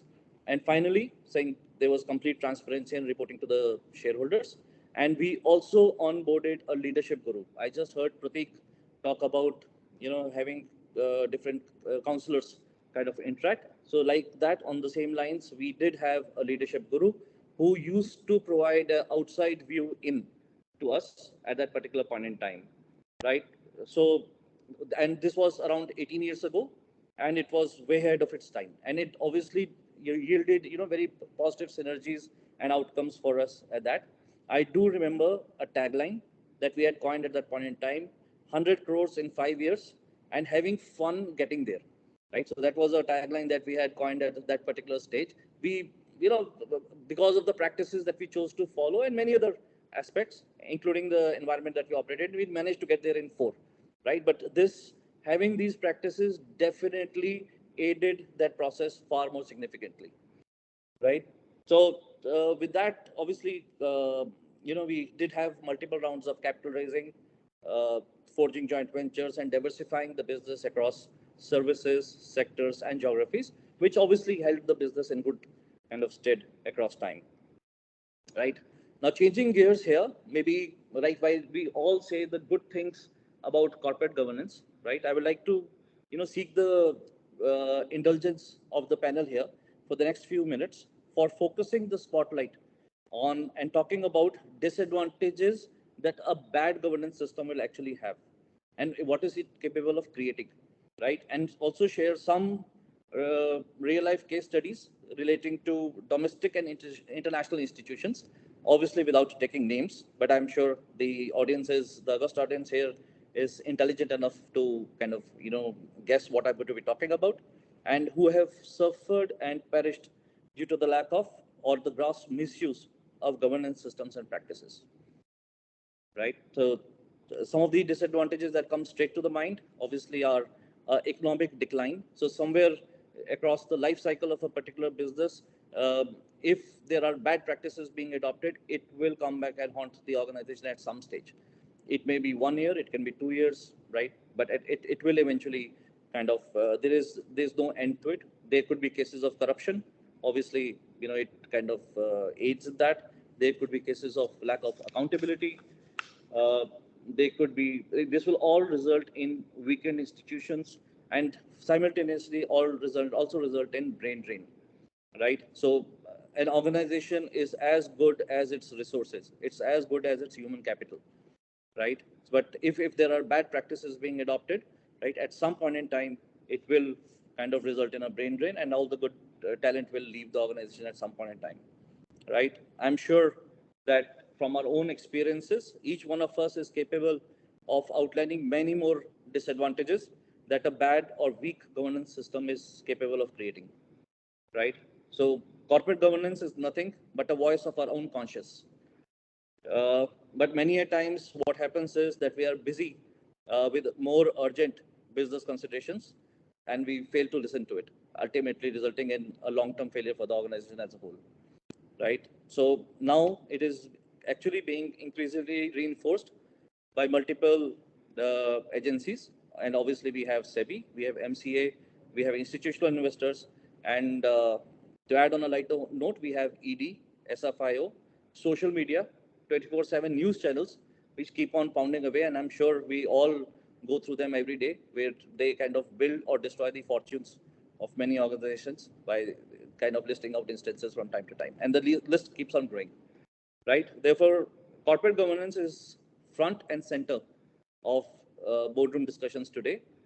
It is crucial for organizations to prioritize good governance structures to remain relevant, profitable, and raise capital. I think capital has been something that has often been mentioned during the course of the discussion so far today, right? So obviously, these are all enablers to achieve some of the objectives that we want to aspire towards, right?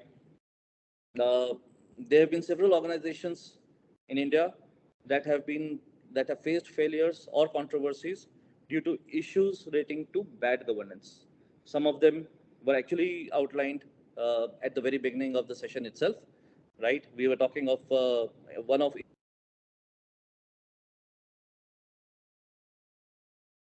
governance scandal in 2009. We all know what happened eventually, right? There was a prominent Indian airline which faced financial difficulties, and eventually it kind of it resulted in a failure due to a combination of factors, right? There was a major infrastructure development and finance company, right? A very large group, a very celebrated group at one particular point in time, which faced a very severe liquidity crisis in 2018, right? And ultimately, the management had to change hands, and the entire control of the organization was kind of lost again because of due to lack of weakened or no good governance practices at all. ILFS. Right? Pardon me? ILFS. Yeah, ILFS, obviously, right? Yeah. So likewise, the list is actually long, right? We have also seen diamond merchants fleeing the country and having their assets getting stuck, right? Banks, institutions failing, right? Even the large. We don't know who that is. Okay, so and obviously I'll keep it a secret. So I'm not taking names, as I said a little while earlier. So even the largest business houses in the country have not been immune to the consequences of a poor governance system.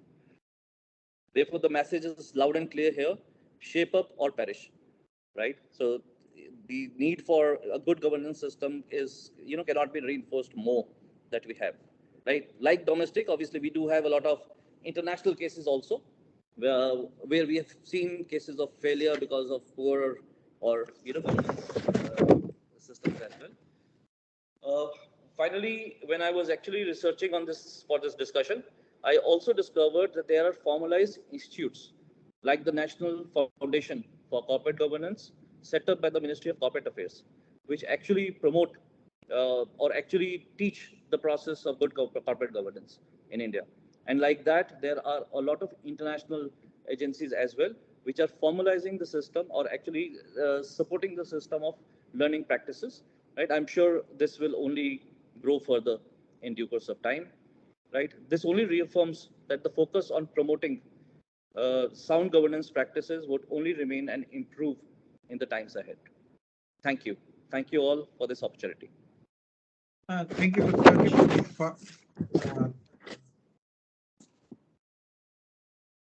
thank you, Pankaj, for your leadership, and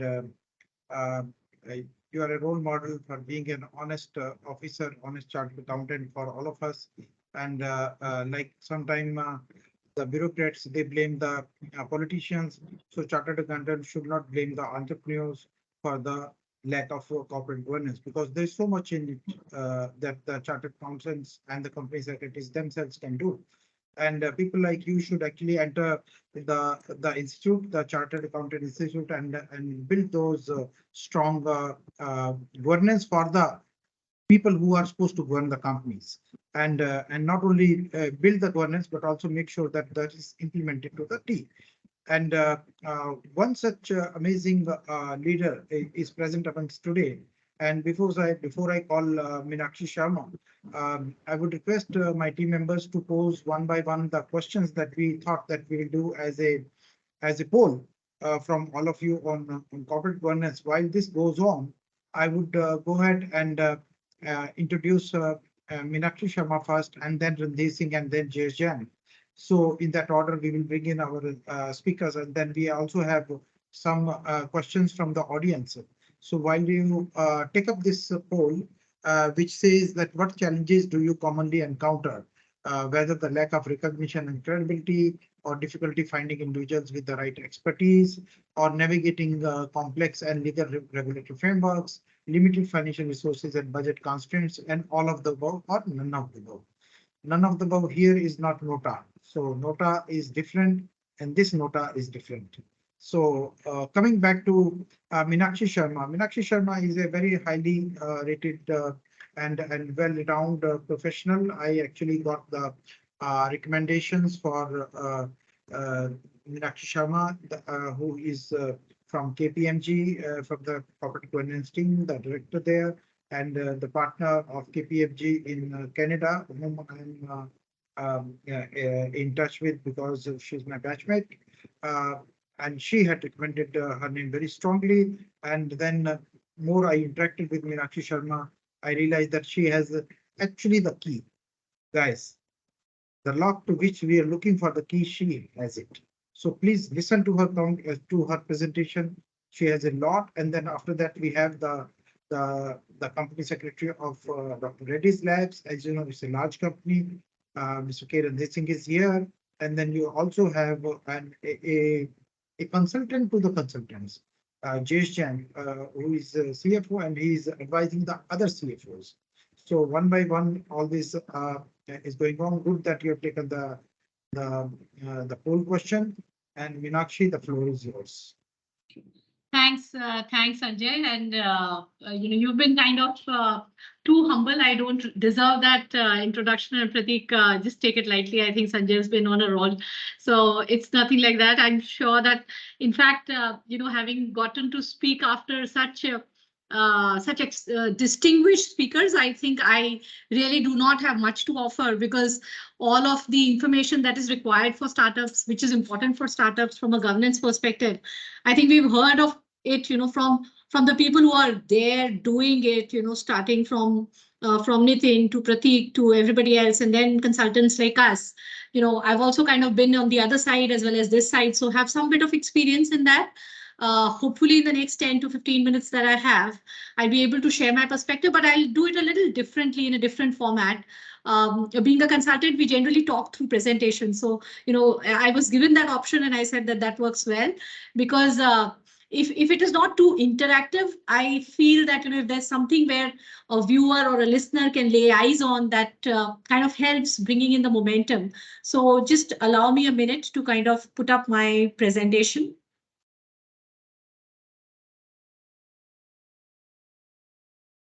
Yeah, let me know if you can see this. Yes, actually we can see. Yeah, sure. Okay, so governance, of course, I've titled it as corporate governance, a strategic differentiator. In whatever scheme of things you are as a corporate, whether you're a startup, whether you're a company which is getting listed, you're a listed company, you're a private company, you're a public company, or for that matter, even if you are a very, very small business, which has got nothing to do with the corporate scheme of things, governance has to be there. And I think enough and more has been talked about it. I think Ankur spoke about the trust factor. Prateek spoke about the integrity factor. These factors have to be there, and which is, and what are they? Actually, they are governance. When you transform that into a corporate scheme of things, it becomes corporate governance. And I would rather say that, some example which Mr. Sethi had picked up, the initial days when it's not that we've not had corporate governance failures, but that one was a big one, right? And after that, this term has become more so relevant in the corporate scheme of things now, in India. Outside it was always there, but I think in India it kind of gained too much of what can I say, prominence after this. So right now, if you're a startup or you're a, and in whatever stage of that startup you are, why does it become important for us? Why is governance important for you? The idea is to be able to do business, and one of the startup entrepreneurs said on this portal that if you don't make money, if you don't make money, then it can be challenging, right? So you can make money, you have to make money. Why is governance important? Governance is important because today or tomorrow, you will be governed by some set of laws, rules, and regulations in whichever geography you are. So if you say you are in India, if you're a private company, unlisted company, Companies Act is still there on you. SEBI comes into play once you kind of take the IPO route. There are RBI guidelines which are there, which kind of, and they've been changing frequently, which kind of changes the structure in which companies have to work. Banks have to work, NBFCs have to work. Small finance banks is a new concept which has come up. So all of them keep guided by that. Then MCA is bringing out guidelines every other day, which are there for people, right? For companies to follow. You cannot ignore them. And on top of that, we've got professional institutes like Institute of Chartered Accountants of India, Institute of Company Secretaries of India. They keep coming out with their own standards, their frameworks, which we have to follow. So I've just brought about some on the screen, but there are many things which, you have to be conscious of, and that's why when somebody on this forum also spoke with Chairian that the first employee was an accountant and the second was a company secretary. It is for this reason, because there are a lot of regulations. We can be divided on whether so many regulations are required or not, but believe me, I think to be able to work the way we want to work, and the changes in the regulations, we will have to definitely kind of, take notice of them, because in India, the way we are growing, and I actually come up from capital markets and corporate governance background, and I keep saying this, in all my conversations, that India is right now the 5th largest economy, right? And we have a target of growing to the 3rd largest economy in the world in the next few years. if you have to do that, if we collectively as a country have to do that, then we have to set our processes, our regulations, our businesses in order. Because today's companies, in whichever sector you are, you will be compared globally with your peers. Businesses are expanding, right? And to be able to compare yourself with your peers sitting in the West or any other part of the world, you need to have those sort of regulations guiding you, which are comparable with them, right? And then, somebody also said that, Infosys has been a bellwether, and, as far as disclosures are concerned, I always say that IT companies in India have been kind of, marching way ahead than the other organizations. Do we know why is that? Because techies are no different, and believe me, and Prateek can vouch for me here, but as a CFO, I'm sure it would be difficult for him to convince techies on any new regulation or its implementation.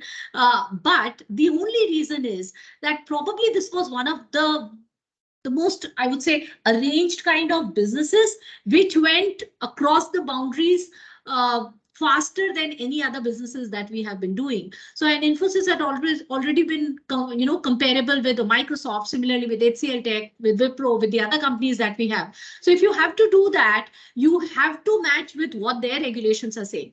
There was a reason why, Ind AS came into India, because we had to match with IFRS. If somebody is reading the results of, say, an Indian tech company and outside tech company and trying to match as an investor, they need to be on the same page. So the regulatory landscape is changing for all of us, and there is no way but to comply and follow that.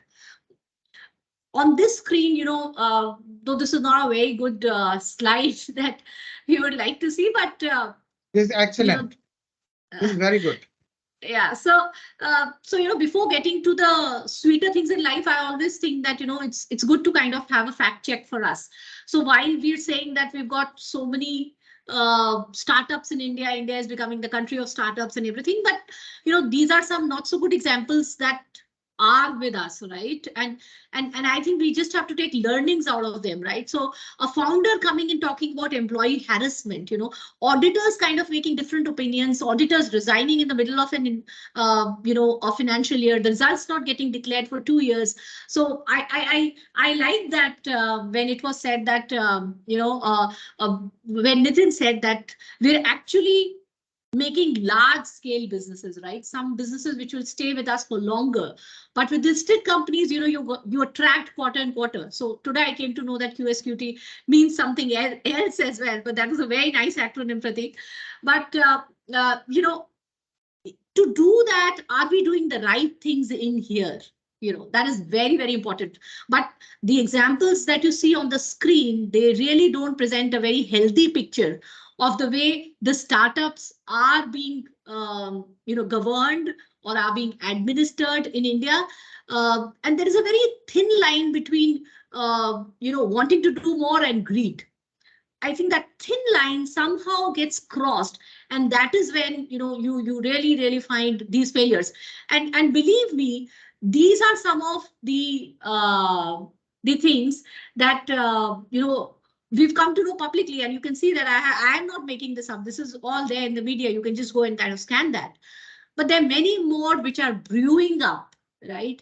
So I think the trust and the integrity factor has to be there, and for that, governance is the essential baseline. So if you have governance in place, you will not be swayed away by greed, right? And that is where you will be able to kind of take your businesses far ahead.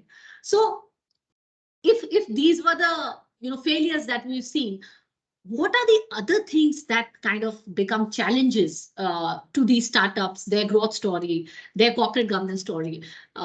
We all know there are PEs, VCs, backed startups, and there are pressures, which the promoters or the founders or the management team has to take from these guys for growth, right?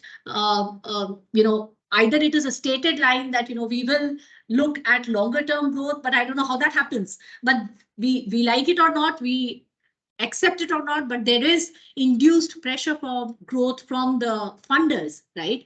There is, lack of governance expertise also, because largely the startups, what we see in India are largely they are into the tech-based kind of startups, right? So the people on the driving seat will either be techies or people in those kind of regimes, but we rarely see that those and they're young people, right? Very, very young people. They sometimes, I'm not saying that all the times, but there is a lack of governance expertise within the founding team, right? So they do not understand. If they do not understand, they do not appreciate. If they do not appreciate, then of course those things don't build up, and the focus is only on growing. And somehow we compromise on governance and standards and integrity and trust factor. The third point also, which is very important, is founder-centric organizations. So now if you relate back to the previous slide that I had, you could kind of draw a simile that when the founder interests get over and above the organization interests is when there is a clash which happens. Sometimes, the resources might be a challenge too for you to kind of bring out good governance practices or invest in them. There is always a tussle between valuations or fundamental values. That is again a big governance issue that people have to be very, very cognizant of. And the last point here on the screen is, our what should I say? Our eagerness to kind of the reliance that we place and the pressure that we get on VC exits and hence an IPO, whether you are matured enough to go to that journey or no, because believe me, IPO is a life-changing scenario in a company's life. It can actually change things for you drastically, especially on the corporate governance side. So when you are prepared is when you should be taking that plunge. That becomes really, really important for us. So having looked at that, and failures serve as learnings, right? So I think we should take up this opportunity to learn from what has got wrong to be able to do the right things. So what can we learn out of it? Transparency. I think that is a big thing. While you may not be required to, say, for example, publish your results or make them public or hold an earnings call, which listed companies do, and take questions live from investors, etc. But be a little conscious of the fact that, at least bringing in transparency of disclosing information, which to the extent is possible, with your stakeholders, that is very, very important, and putting the right set of information. You can't keep changing information from time to time. That brings down the trust factor. Related party transactions. This is a big area of debate right now going on, and the regulator for the listed company has taken a very, very tough stance. And believe me, but all governance professionals are not are having a run of their time. The governance professionals within organizations are very unhappy. But why is all this coming in? Because of the various kind of transactions that the founders of these startups have gotten into. And some of the examples on that screen, now if you look back, you could relate to the RPT scheme of things coming in. A code of corporate governance, in most of the cases, I don't think the startups even have a code of governance. This is very, very important. You have a code of governance, and you even have a code of governance for your board or senior management, etc. That really helps. If it is not there, or if it is there and violations keep happening, then that is some checkpoint which the board has to step in and kind of, bring that to peace. Independent directors, while that's not a requirement for the private companies, but what I mean here from an independent director is not from the Companies Act 2013 kind of a definition, but what I mean here is to have people unrelated to you, people who can look at the business, give you right set of advices, do not have any pressure of handling the founder or the promoter or the management, those kind of directors to guide you, because at the end of the day, there has to be this body, which is different from the founder or the promoter, and they act as your guiding light, right? And they set the tone. So once the tone is set, that kind of keeps, flowing down in the right manner. And the last point on the screen is infusing strong corporate culture, strong corporate culture of ethics, strong corporate culture of integrity, a zero tolerance approach to everything else that a company may not want to take. So it's very essential that you draw your code of governance, you draw your vision, mission, and set this culture accordingly. So this slide, I think, is very interesting, and I thought this has to be there, but I'm happy that the speakers before me actually talked about it. The entrepreneurs talked about it. Growth or governance, I think there is always a debate going on.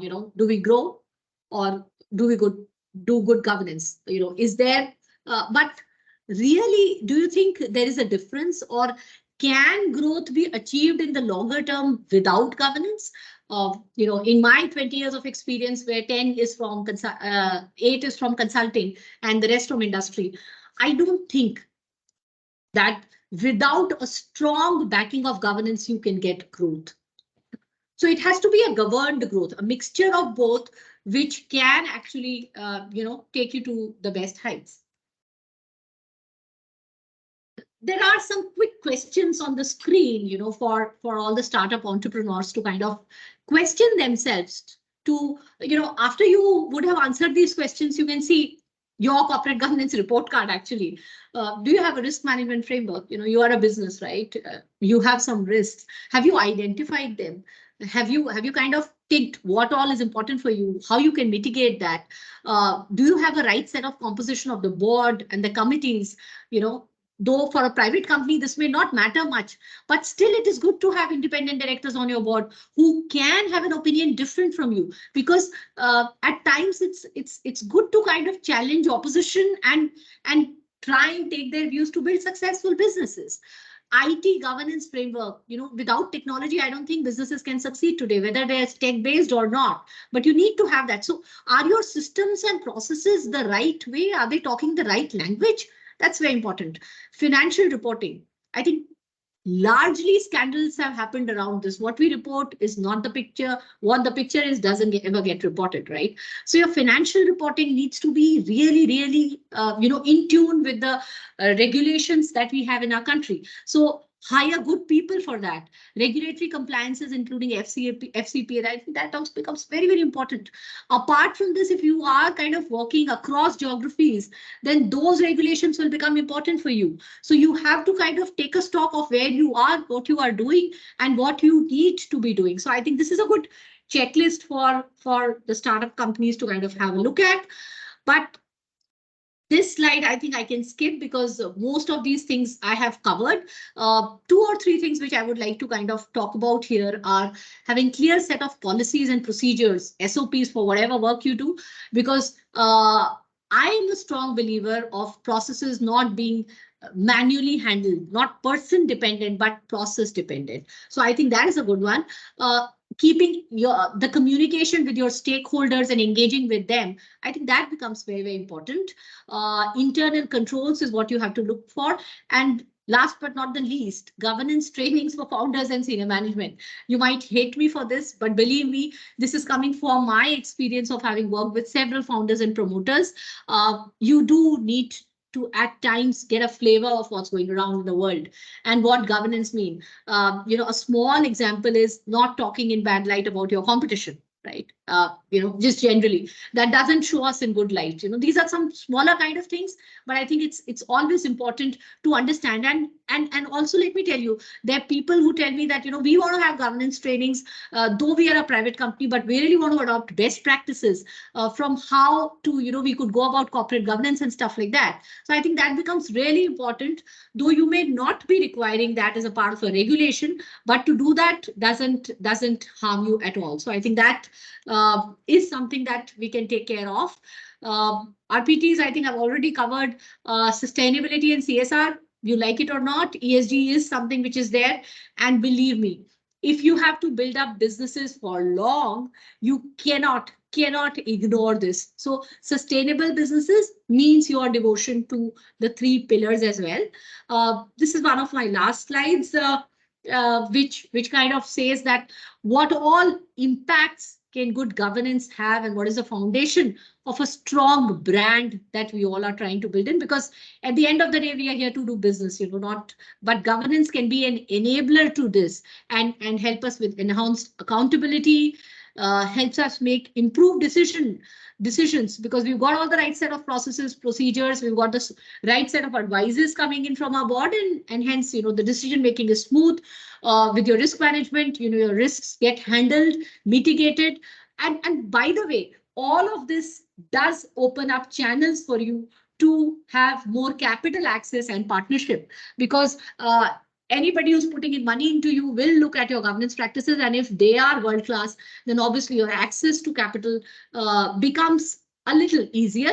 And of course, the reputational, from the reputation side of things, a brand is built, a stronger reputation is built. And I think that is very important, because today, companies, if we take up from India, Tata's has for years, it's been having that kind of respect, that strong reputation that brand has. They've taken years to build that up. I think by doing all of this, probably the untold benefit that you get is a strong and reputed brand, which definitely will help you in the longer run. And probably this, is just a governance maturity level framework. If you were to look at it, level 1, level 2, level 3, I think I've discussed all of this, but from an inception to, the last stage of a startup journey is when it kind of wants to go public and comes out with an IPO, gets listed, etc., is to slowly graduate on your governance pieces. In the level 3, I think you just need to behave like a listed company itself and get ready to be able to do all of that, which a public company, which will be in public eye, unfortunately, which will be kind of measured from quarter to quarter, we like it or not. But to be able to do all of that as a startup, you will need to kind of lay a lot of focus on governance and corporate governance. So I'm kind of done with this, Mr. Sethi, but we'll be happy to answer questions that we have later. Yes, thank you so much, Meenakshi. This was powerful.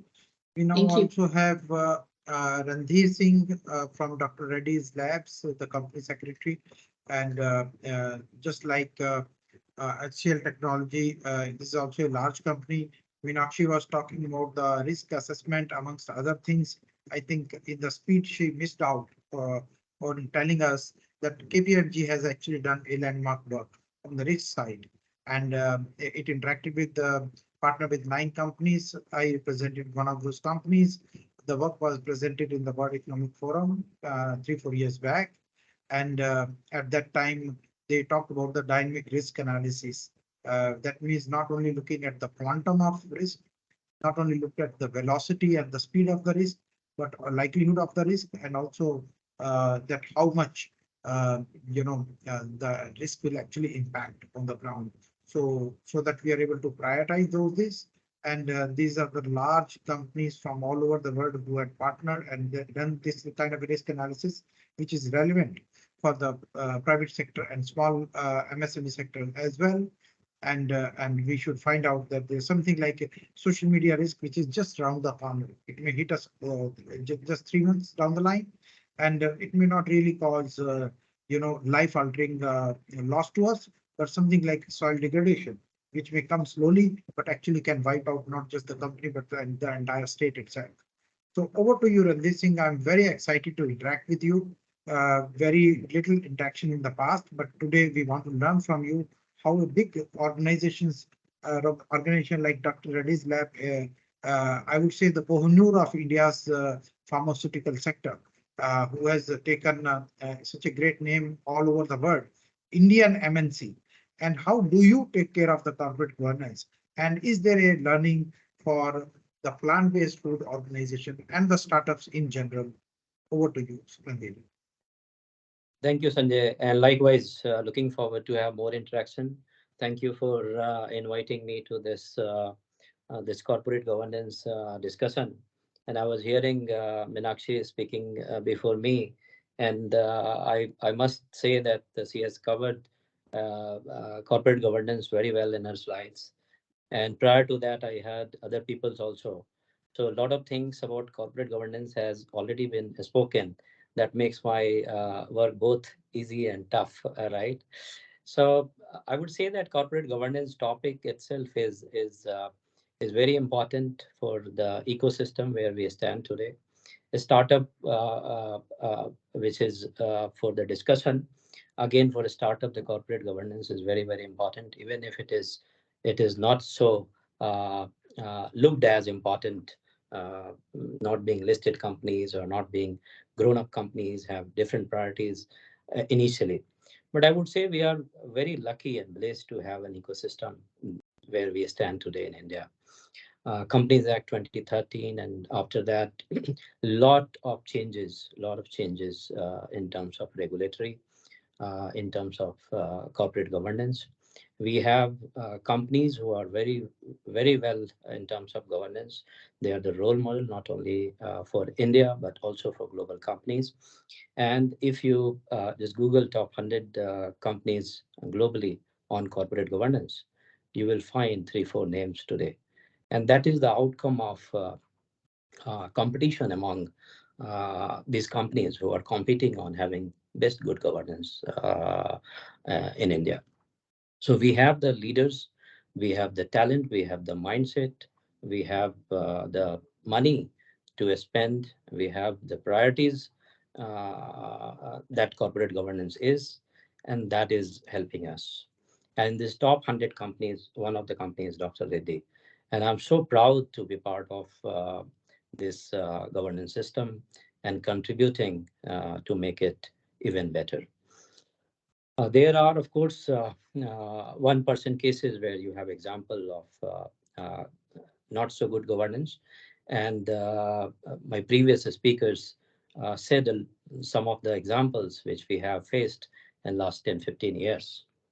And probably that is part and parcel of the growth system, the way the economy grow and the way the system and the regulators, the governance follows. Risk management was one of the discussion on which probably I would like to build on. I think it was Pankaj who said the airline business, which failed because of the governance lapses. I remember 2018 when it happened. Actually, the risk management committee in listed companies were not mandatory to have meeting. And you would be surprised that this company in the immediately previous year was not having any meeting of the risk management committee. Whereas Sahara. No, I'm talking about Jet, Jet 2018. So the company had a very well constituted risk management committee with very, very capable people on board, but there was no risk management committee. And aftermath of that was what was a governance matter prior to this failure become a regulatory matter, and SEBI in 2019 made it mandatory for all listed entity to have at least one meeting of risk management committee. So that's how governance becomes a regulation. And that's what we are seeing more often in India because of some or other failure that may be just 1% of the companies. The regulation is coming and it is becoming mandatory for rest of the company. So what I mean here is governance is much above and beyond of what compliance is. It is not being compliance with laws and regulations. That is mere basics. You have to be. There is no way to be not be in compliance with the law of the lands, right? Wherever you are present, whether you are in India or out of India, whether you are an MNC in India or you are an Indian MNCs out of India, the basic thing is that you have to be in compliance with the local regulation. And then there are good governance practices, which is for the organization. This is to help the organization. This is like we are in rainy days, and in rainy days we prepare for rains much ahead. We don't wait for crisis to take care of things. So similarly, corporate governance is preparation for much ahead. Maybe the crisis do not strike, maybe the rain do not come, and it is for that sake that probably the corporate governance makes more sense to have in and to invest in. Maybe I will speak about some of the myth that is there about corporate governance. And first myth that is there is that corporate governance is for well-evolved companies, listed entities, maybe top 10,000 companies, right? It is not relevant for a startup. Priority is to maybe make money first and then invest in governance. But it is not true. It is not true, because corporate governance is not the facade of the building. It is not the plaster of Paris of the house. It is not the decorative items of the building. It is the rods, or it is the foundational bricks which is there. So from the very beginning, one has to build the corporate governance, and day by day it has to be strengthened, and then only it can serve the purpose. Otherwise, it will be a decorative piece in overall ornamental view that generally companies sometimes have from outside, right?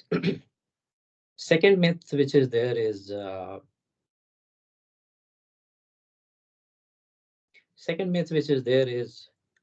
corporate governance can be created by money. I have worked for small companies. I have worked in MNC companies who have businesses in India. And I'm working in a very big MNC, which is Indian MNC, having business presence out of India. With money, you cannot create corporate governance. Never. And it is the right intent. It is the right investment of everyone who has to play a role. It's a founder, it's board of director, it's CXOs, and particularly when it becomes a startup, it's the role of the investor to coach the founder to create right set of corporate governance. And it takes a lot of time to move the corporate governance from where being policies, checklist, code of conduct, and other such document to a living document, to a living theory, to a living principle. And when everyone in the organization start living those principles, they have a situation where they can speak about, they can question the decisions, they can flag things which are not going right, and that gives an opportunity for course correction. So and then there is another one, which is corporate governance is achieved when one is in compliance with applicable law. I told a part of it already. So corporate governance is not, and it is never just being compliance with the applicable laws and regulation. Applicable laws and regulations are like the mirrors, and what exactly is bothering, that is only being taken care through the regulations. And there is much beyond those regulations, which is actually impacting on the day when the governance is required. And the regulation will catch up. So to be on top of the things, the organizations which want to be ahead of the curve, they need to be ahead of those regulations. They need to have the policies and processes which are proactively put in place, and not because there is some regulation, and that's why this particular process system or governance should be in place. So I think there are so many myths about corporate governance, and as the organization take this journey, they realize that how to move and what makes sense, what is not making sense, and this is what continuous evolution of corporate governance for any organization, for any economy is. And then this corporate governance norms also is like culture. Different world has evolved a different level of corporate governance. What is acceptable in India or maybe in emerging market may not be acceptable out of with some Western world. Even when we are being rated as on corporate governance, if you see recently, SEBI has brought some guidelines for even the rating agencies who are not from India. They are Western rating agencies doing ratings on corporate governance for companies who are in Western world, as well as companies who are in India and in emerging market, because priorities of economies are different. The standard of governance, the policies which are required to suit in India versus other countries will be very, very different. So governance is very, very customizable, and many a time it is not alike for everyone. So it may not be right what it is right for Western world, for India. So we are like an economy where 70% of the businesses are family run, promoter driven companies, versus in many economies now promoter driven companies are very, very less. So the kind of governance which is required here versus the kind of governance which is required outside of the Western world would vary very differently. And as a corporate governance professional, and as a company, as a board, one has to pick what is going to work and continuously monitor and keep reviewing and moving it. Some of the key corporate governance framework, which is essential, and irrespective of whether it is company, whether it is a not-for-profit organization, whether it is a firm, a family business, some of the key corporate governance which can be brought in and which can be implemented in case the business is going to have a lot of stakeholders would be like composition of governing body, board of directors, which is very, very empowered, and they can take their decision, and it's not only for the sake of calling a board. Independent board, empowered board play a big role in overall corporate governance. And before bringing board members, before setting up, in fact, the board, it is important to evaluate what exactly is the skill, expertise, experience the board should have. So for a plant-based company, a board which is required, the skill set, the expertise which is required on board would be very, very different from maybe an IT company, maybe another startup. So when you understand what exactly is required and what gap needs to be filled, that board automatically comes up more stronger and more empowered and would work better. And then empowerment to people like CXOs, CFOs is again very, very important. Because if every decision is being taken by founder, by the promoter, then it is bound to have issues. So very well distributed power, right from board to the executive, is another piece of important governance criteria. Financial reporting and disclosure, on which I heard a lot of discussion has happened, and a lot of startups are in trouble because of this, is of course important.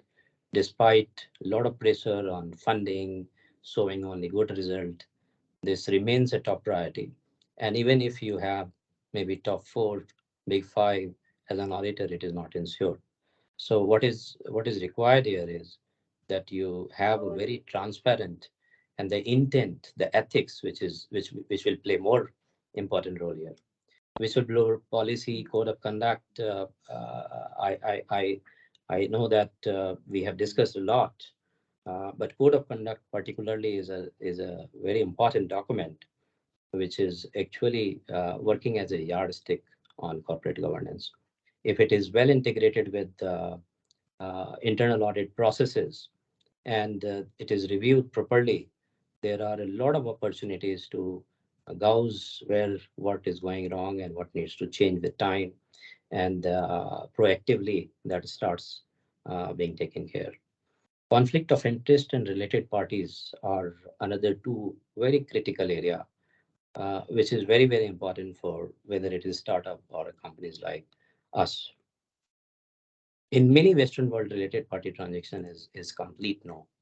However, in countries where you have promoter-driven companies, you have a lot of subsidiaries, you have to have a very good process, policies in place, which is allowing the investors, the shareholders to know how the related party transactions are being approved, they are disclosed properly, and the intent behind related party transactions are clearly positive and in favor of company rather than only the promoters or the founders.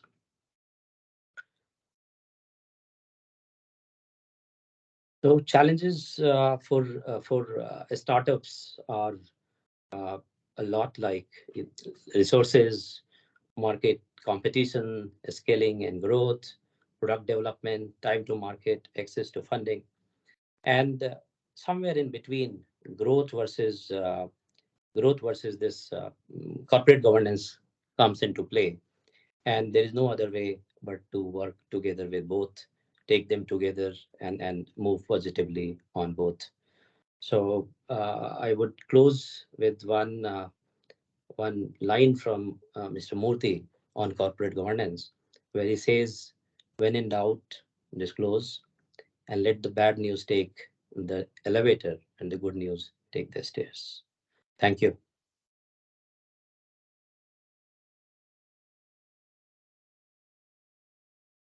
Sanjay, you are on mute if you're saying something. Thank you, Randhir. Very good words there, and there is a lot of gain. And you also told us that related party transaction, you don't have to worry, this can actually get approved. And we also have now Jayesh Jain, who is the leading light and a coach for the CFOs. And before Jayesh Jain comes in, I request my team members to post the next poll question, and also requesting Vaishali to come in briefly and Jayanti to come in briefly to tell us about the event. And here is our poll question. Do you believe corporate governance plays a vital role in attracting investors and shareholders? Or do you think that this is something that this is not for you and it is only there to serve the big ships? And also we have here some of the leading organizations present. I can see that there are some hands going up. Apeksha Jain from GetSeen wants to ask a question, and I also see there's another one from Sharvil from Another Foods, and these are our members, startups, and I see from Union Minister of Agriculture office, there is a representation here. You have Dr. K.K. Upadhyay, a very senior professional from the industry, and so many of you are there. And please stay back. Abhishek wants to ask a question, and over to you, Vaishali first, and then Jayanti very quickly, and then Jason. You're on the mute.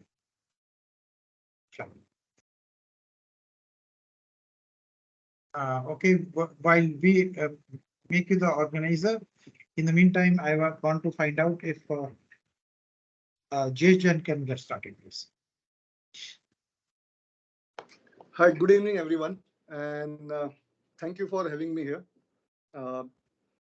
Corporate governance has been a very, very complex subject, and I think the fact that we have been discussing it over the last almost close to 3 hours, and a lot of speakers have spoken on the subject, which kind of emphasize the importance of the subject. And frankly, I have been kind of thinking, and I had made my notes what I'm going to be sharing. But by the time and this is gone, I'm running out of the ideas, and I don't want to be repetitive. So I'm like, I'm gonna be trying to little innovate on the fly. And Sanjay and can you also introduce briefly? Can you introduce yourself briefly? Sorry, I didn't introduce you properly. Sure, I'll do that. Yeah, I also missed out.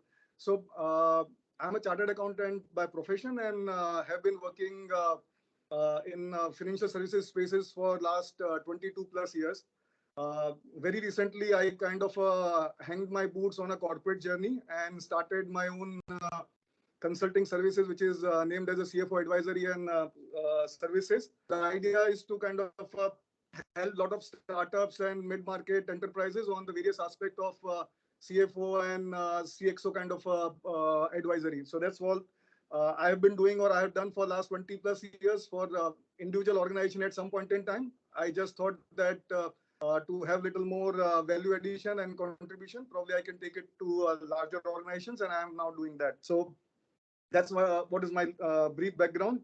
Coming back to the subject, as I was trying to say that Frankly, everything which is possible on the subject of the corporate governance has already been covered by previous 7 or 8 speakers. And I admit that I don't have anything extra to share on that.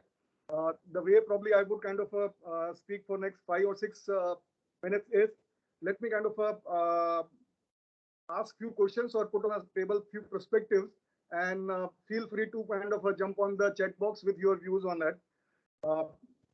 Couple of items. Just think of what, as a promoter, you were to rent a factory and you buy that factory on your own personal name, and then on a corporate side or on a company side, you take it on a rent, which the rent is 1.5x or 2x of the market rent. So that's one scenario which is there. Then secondly, there's another scenario. It is the 31st of March. You are in a discussion with a company, and there is a brief discussion on a PO which is going to come of around 2 crore rupees, but it has not hit your inbox or it has not got confirmed, and it gets confirmed only on a 3rd or 4th of April. Where would you account it? Would you put it on a 31st March, or would you take it on a next financial year? Another perspective, you have a large distribution setup, and you appoint one of the relative on a distribution setup for a particular territory, and you pay him a commission or a margin which is higher than few others. So I think these are few perspectives which I leave it for all of you to kind of a little kind of explore and give a thought in context of what the previous speakers have said. Another thing which I have done for large part of my life is raising money. I have raised money from debt market, I have raised money from equity market, private equity, and I have gone through several due diligence exercises. As my previous speakers have spoken about the quality on the numbers, financial reporting, governance practices, what all happens. Let me kind of share with all of you that there would be nothing when the due diligence happens will remain uncovered. Few of the examples which I gave in, they all will be known at the time of a due diligence. And one of the $1 million question which probably Sanjay you spoke about at the start of the call was that food processing companies are not getting money, or why is it that the valuations are not coming in? I think while that's a bigger subject, but one thing which would go in, and which is in the context of the topic of the webinar, is the governance. The investor community, as per my experience, would be happy to live with a low ROE or a low return on the investment. But definitely they would not be happy if there are steady transactions or there are poor governance. And for them, frankly, to find out when they kind of interact with the promoters or they kind of evaluate the business, that all would kind of be, the story will be told and story would be kind of all nice. The validation will come from the review of the data, review of the information, review of the accounting transactions. Okay. Sorry, you were saying something, Sanjay?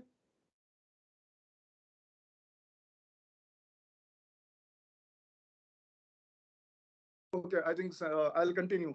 So the point which I was trying to make was, in terms of the reporting of the numbers, or in terms of how do you go about kind of dealing with certain transactions, they all will get uncovered, and that will significantly determine your investor interest and your valuations. So that's one perspective which I wanted to give.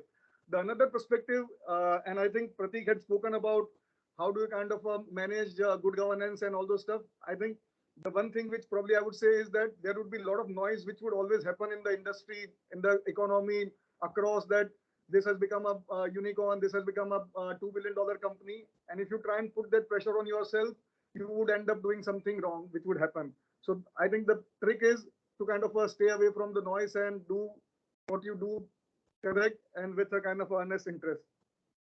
The another thing which probably I would want to kind of share is that the concept of the corporate governance and the history about it. I think, again, everyone spoke about that. It is a very, very old subject, but this goes back to 1922 when Sir Adrian Cadbury in UK, the founder or the chairperson of the Cadbury at that point in time, he kind of created a code of conduct for Cadbury group of companies and how to kind of go about doing transactions and how to kind of take a decision, or how to kind of manage the risk and all those aspects of managing the business. So that's a kind of a history which happens or which kind of gets associated with the corporate governance.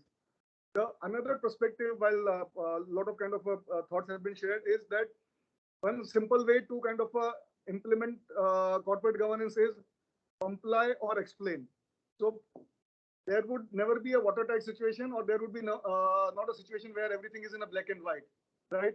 So the way to go about probably is that whatever is written in a black and white, please comply. And in case if you want to do something which is beyond the black and white or different from what is written in the policy or processes, then please explain and why you want to do that kind of a thing. So that's kind of a another thing which would probably help implement a good corporate governance practices in the system.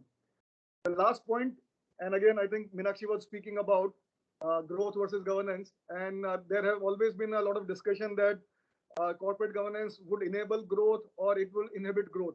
I think in my experiences, there could be a little bit of a delay, there could be a little bit of a slow start, but the truth is it will always enable growth and it would help you get a better valuation. It would help you get a better profitability. It would help you get a better culture kind of in the organization, which Nithin also spoke about. And that's where probably I would like to kind of sum up my thoughts. Thank you, Jayesh. It was very, very practical, very bite-sized practical advice.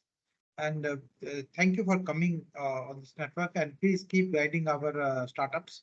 And anyone who wants to hire the services of Jayesh Jain, please reach out to me, and Jayesh request you to kindly write your email ID or contact details over the chat box.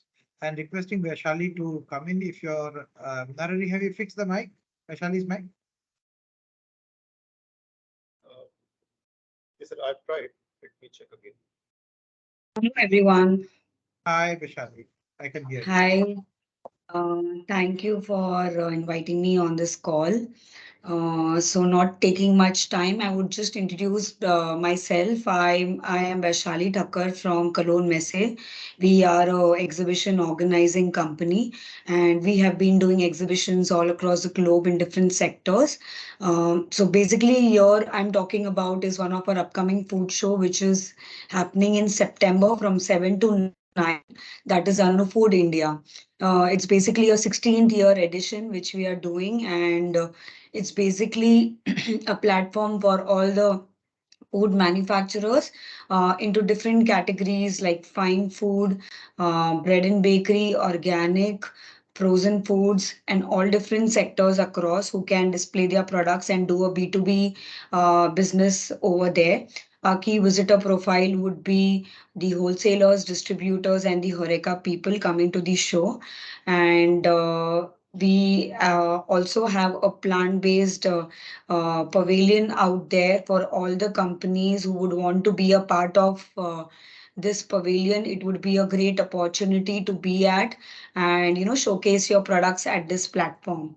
So if anyone who's interested to know more details on this, they can get in touch with me or anyone from the plant-based team, so to get further details. Thank you so much, Vishali. And Food is the marquee event organized by the same team which organizes Aggarwal Food Show in Germany, which is the biggest in the world. And this is something which is very clean and very, very high class food show in the country. And we should all be there. I will be there. Our team will be there.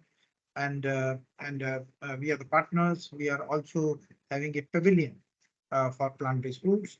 So you will be able to have tastings of the amazing lips-smacking plant-based foods there. And also you will be able to see so many other organizations, and it rests in partnership with the AnuTech, which is also by the same organization.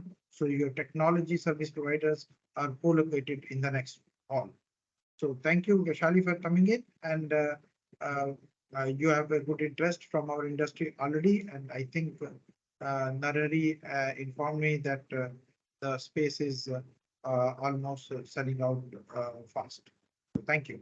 And I see now Apeksha Jain from Getsin, and I also see from Another Foods, Shavil, if both of you can make your comment, and then we'll have a video by Rajesh Srivastava. So asking Aditi to play the video. Apeksha. You're on the mute. Apeksha, you're on the mute. Sorry. So thank you very much. Very grateful to PBFIA and Sanjay sir for providing this incredible opportunity to speak at the webinar alongside the industry specialist. While we so just a little bit of a background, we recently launched our superfood brand Get Sane, and very excited to inform that we are introducing Sacha Inchi for the first time in India. Yeah, it's an amazing, super beneficial superfood, need of the hour superfood. Now coming back to the corporate governance, while we comprehend the significance of corporate governance, startups encounter distinct challenges in this domain. So, as a startup, we have faced a few challenges, and I would like to kind of share a few challenges that we've had and we continue to have, uh, and the would want to also understand how we can overcome these challenges. So the first challenge that is there is we are functioning within limited resources. So we have very tight budgets, a lean team to dedicate a experienced team uh, to build a robust corporate governance setup becomes very difficult. Then we are also working in a very fast-paced, agile ecosystem of startup, where we need to make very quick decisions to be able to embrace the formal corporate government structures can be a little challenging, and we have to kind of balance that act of keeping up with the corporate governance structure and also making fast decisions. A lot of startups, like our startup also, at a very later stage we understood the importance of it, so there is a little less lack of awareness, there is a lack of expertise into incorporating or instilling these uh, governances into our day-to-day lives as a startup. Then there is also, we have to make a clear balance between the short-term and long-term goals. So striking a delicate balance between addressing immediate operational needs and investing in long-term governance consideration is crucial. So these are a few challenges which have been faced by us. We totally understand from all the experts. We totally agree and respect, and also keep in mind that we need to incorporate these good governance structure. But these are, I think, challenges faced by every startup, and limited resources, limited budget, fast-paced environment. How do we overcome these challenges? How do we still keep the team lean with the lack of experience of a startup and still manage to incorporate these practices from the foundation? So that's my concern, and that's my challenge as a startup. Yeah, thank you, Apeksha. So, yeah, so stay tuned for your answer, and also this will be relayed uh, to the other people who are not present. Like for example, Nithin, I don't think is here, and we will definitely make sure that we come back to you with your specific answer. But Jayesh is there. Jayesh, would you like to comment on what Apeksha just now said? You're on the mute. Yes, sir. Yes, sir. So, Apeksha, your concern and challenges are kind of a common across, as you said, and very well appreciated. And I think the way to go about is probably the way you go about designing your product or distribution kind of a thing, baby steps, right? I think Meenakshi's presentation did mention about that level 1, level 2, and level 3. A lot of what you heard today probably necessarily need not be done completely, right? So you can actually start with the baby steps. And again, as a lot of speakers spoke about it, while there is definitely a theory aspect of it, but it's more about the approach which is there. And a few examples which I gave in, right? So when you have bootstrapped it, as far as you have bootstrapped it and you haven't got a VC or angel funding or round A or round B, right? You are still kind of doing it on your own.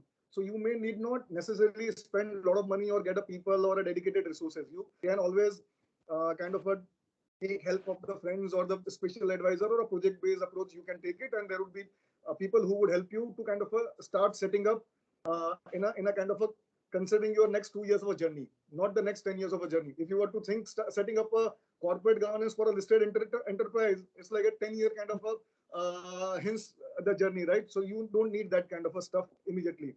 I think someone also mentioned about having a mentor or a guiding light kind of a person, right? You can have that kind of a person who can actually where you can bounce the thoughts and kind of take actions. So the whole idea about corporate governance probably is more on the philosophical approach, how you undertake the transaction and how do you kind of govern and kind of how do you put processes. So say, for example, you have got a board members and board meeting which is happening on a family members largely. Now, what is the quality of the agenda which is there? Are you actually doing the board meeting or not doing a board meeting and documenting it? A lot of time, the board meeting probably actually in a closed group actually may not happen. But that's a different thing. But how do you document it, and is there a discussion which is happening? I know of a large corporates also which is again closely held, but they would meet as a family council.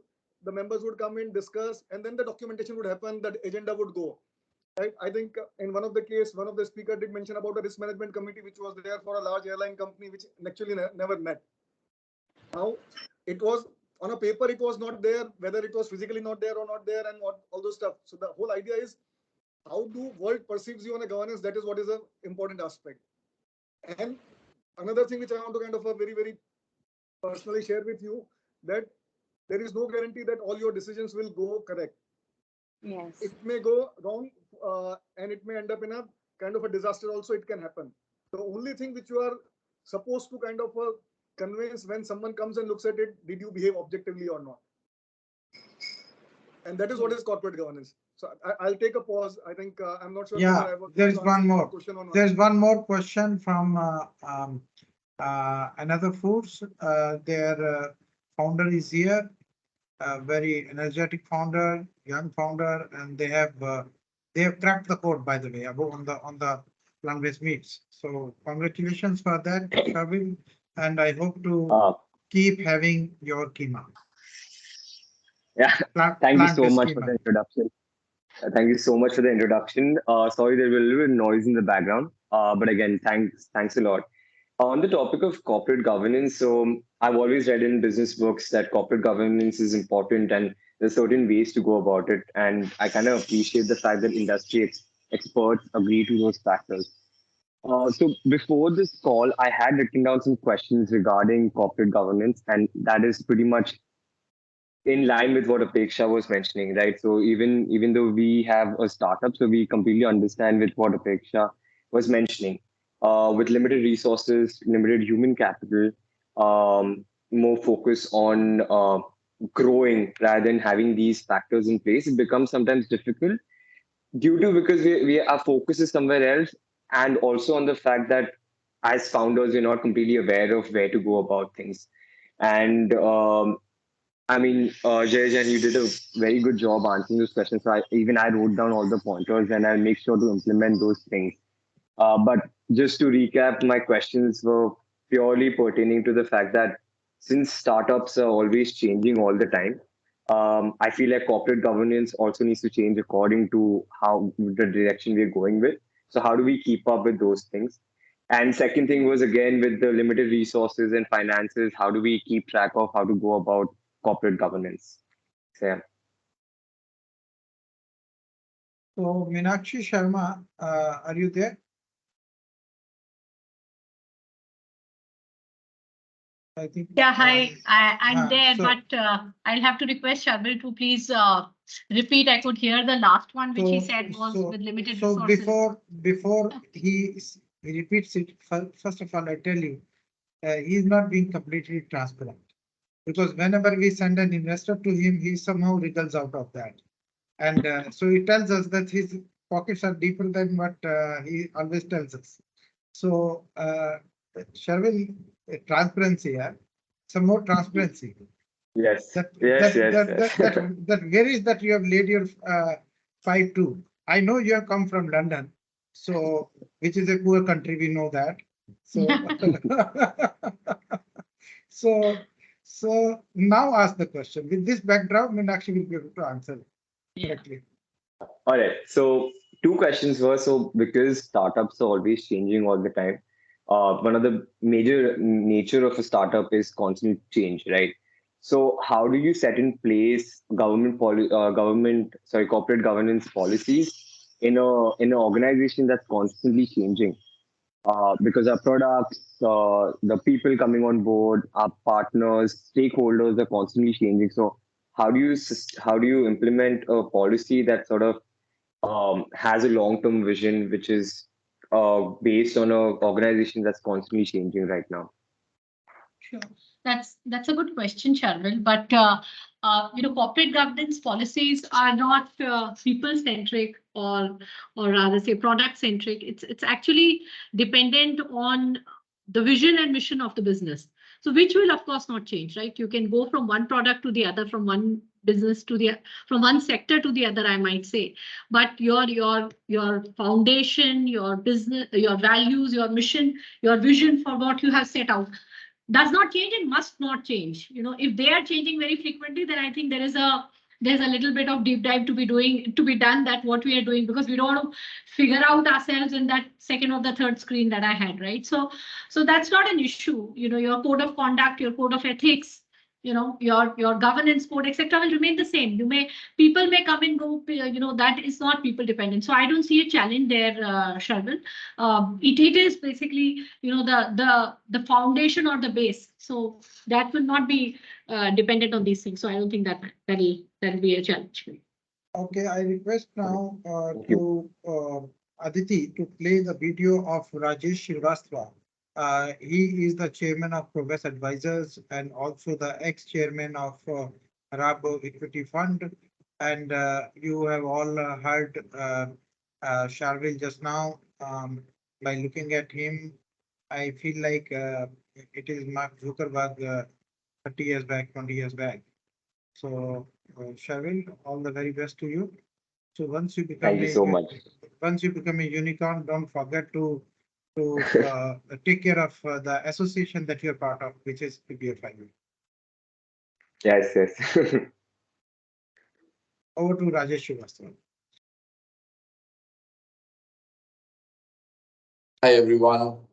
And thank you, Sanjay, for inviting me to this webinar on corporate governance. I will keep it short, and I'll give you a couple of points, actually, which are very important for any stage of a company. My first point is the board level governance, and I'm very serious that at all levels, at all stages of companies, the board should be very well populated and very well run. I don't like, and I think none of the institutional investors would like to see boards which are just paper boards where the meetings happen actually in the drawing rooms and the living rooms and not at the in the board rooms. So I would strongly suggest that right from day one, companies should ensure that they run the board meetings properly, that they have, all the directors exercise their due discretion and conscience and ensure that they contribute to the company. Two other things which are important at the board level. One, that each company should ensure that they have a strong finance person, whether from within the promoter group or outside, but extremely important that somebody should be a voice of dissent and a reason, and somebody who can challenge decisions, who can take care of all the pennies and all the nickels and dimes of the companies. Otherwise, typically what happens is that right from the beginning, if you don't keep a tight leash on your financial resources, then obviously you tend to lose. And whatever I'm saying is actually all value accretive in the long run. So I guess that's what all of the participants should hear, should be very cognizant about. Other things is important that the management level responsibilities, roles, powers, accountability should also be fixed by the board very clearly. The second bucket is at the management level. And it's very important that all the senior management people, the CXOs, the chief functionaries of all companies should have a few things which are inherently there in them or inculcated into them. One of them is that they should adhere to best practices. They should know what is all about the POXO, about the the PMLAs, about environmental stuff. They should ensure that there are SOPs for every department, and they should then be guided by the SOPs rather than by their whims and fancies. I think it's important that since the day one, if you have a management which is very conscientious and committed to the best practices, I think the company certainly will succeed in the long run.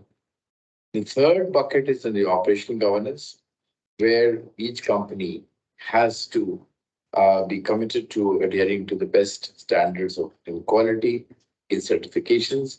And the last but not the least is on environment, health and safety.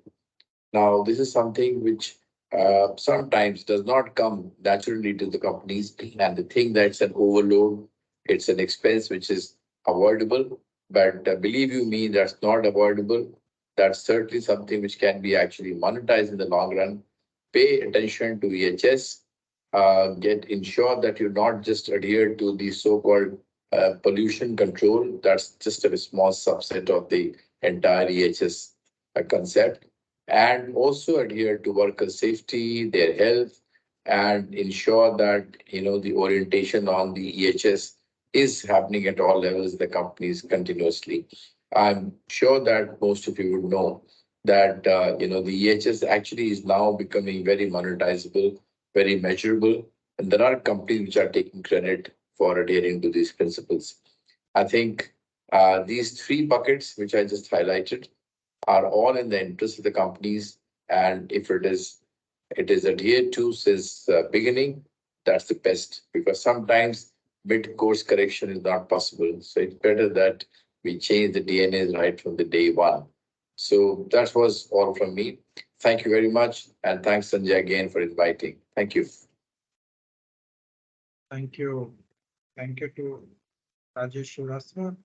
And now requesting the participants, the floor is open. You can ask question. Dr. Upadhyay, I can see you there. Would you like to make a comment? Dr. KK Upadhyay, would you like to make a comment? I can see you there.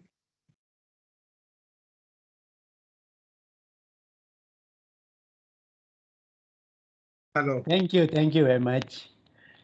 Very happy to be here. Excellent discussions. And I will welcome you to BIMTech anytime. And very happy to be part of these discussions here. So nice. Thanks a lot.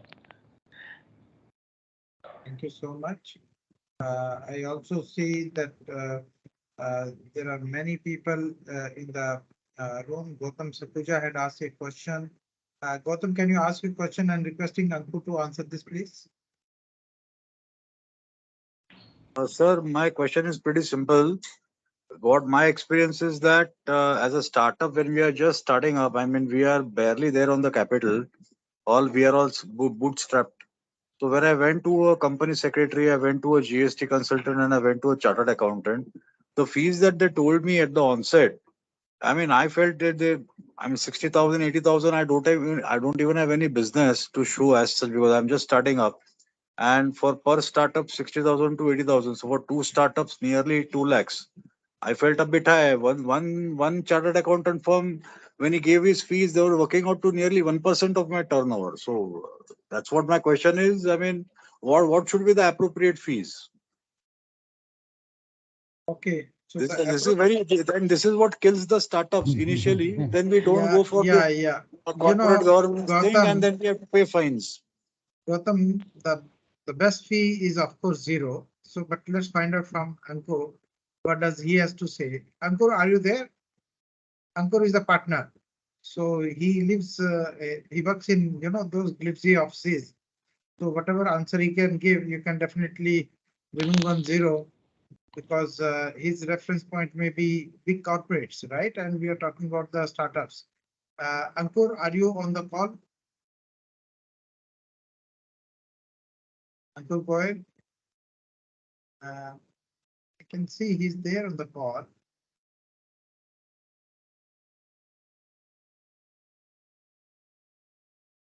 So, Ankur, I have a question before you answer Gautam's question. On what Sure. floor? On what floor of the building is your office? Which floor? Currently, I'm on the 12th floor right now.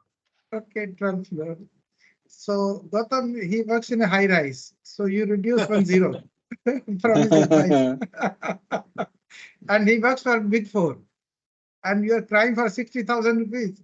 So Ankur, he's asking 60,000 is too much for various services like GST and startup and things like that.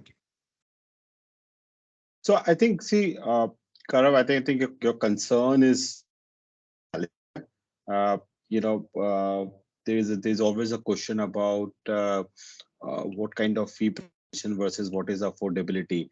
And again, I know within EY, at least we have taken a position where to partner with a lot of startup companies and investing in them with a very, I would say, lower fee structure or an innovative fee structure, so that we partner with some of the startups early on in their stage. So towards that, again, I am not in a position to comment right now whether 60,000 is adequate or a 50,000. But yeah, but we have in the past worked out a very mutually convenient fee structures, right? Which can serve both the sides, because there's also investment from EY side, because as startups grow, we also tend to get benefit by having an early association. So again, I think on a case to case basis, those discussions can be had. I will just think that we were the auditors of Facebook when it was at it in his baby cart, right? So somebody in US would have taken a call and started investing in Facebook at that time, and I am sure Facebook at that time wouldn't have been able to pay that kind of fee. So I think on a case to case basis, those situations, there would be a lot of flexibility. Again, 5 years back, there would have been some bit of firmness, but today, I think everyone understands in the startup world, you need to invest, and as startups grow, as a service provider also grows, right? So it's a mutually beneficial relationship, and I think it's better to have a discussion. Don't get guided by the nameplate quotation, etc. But I think there would be a lot of flexibility around it. And also, there were questions from Priya and Abhishek also. If you are there, you can ask. And Priya, Abhishek.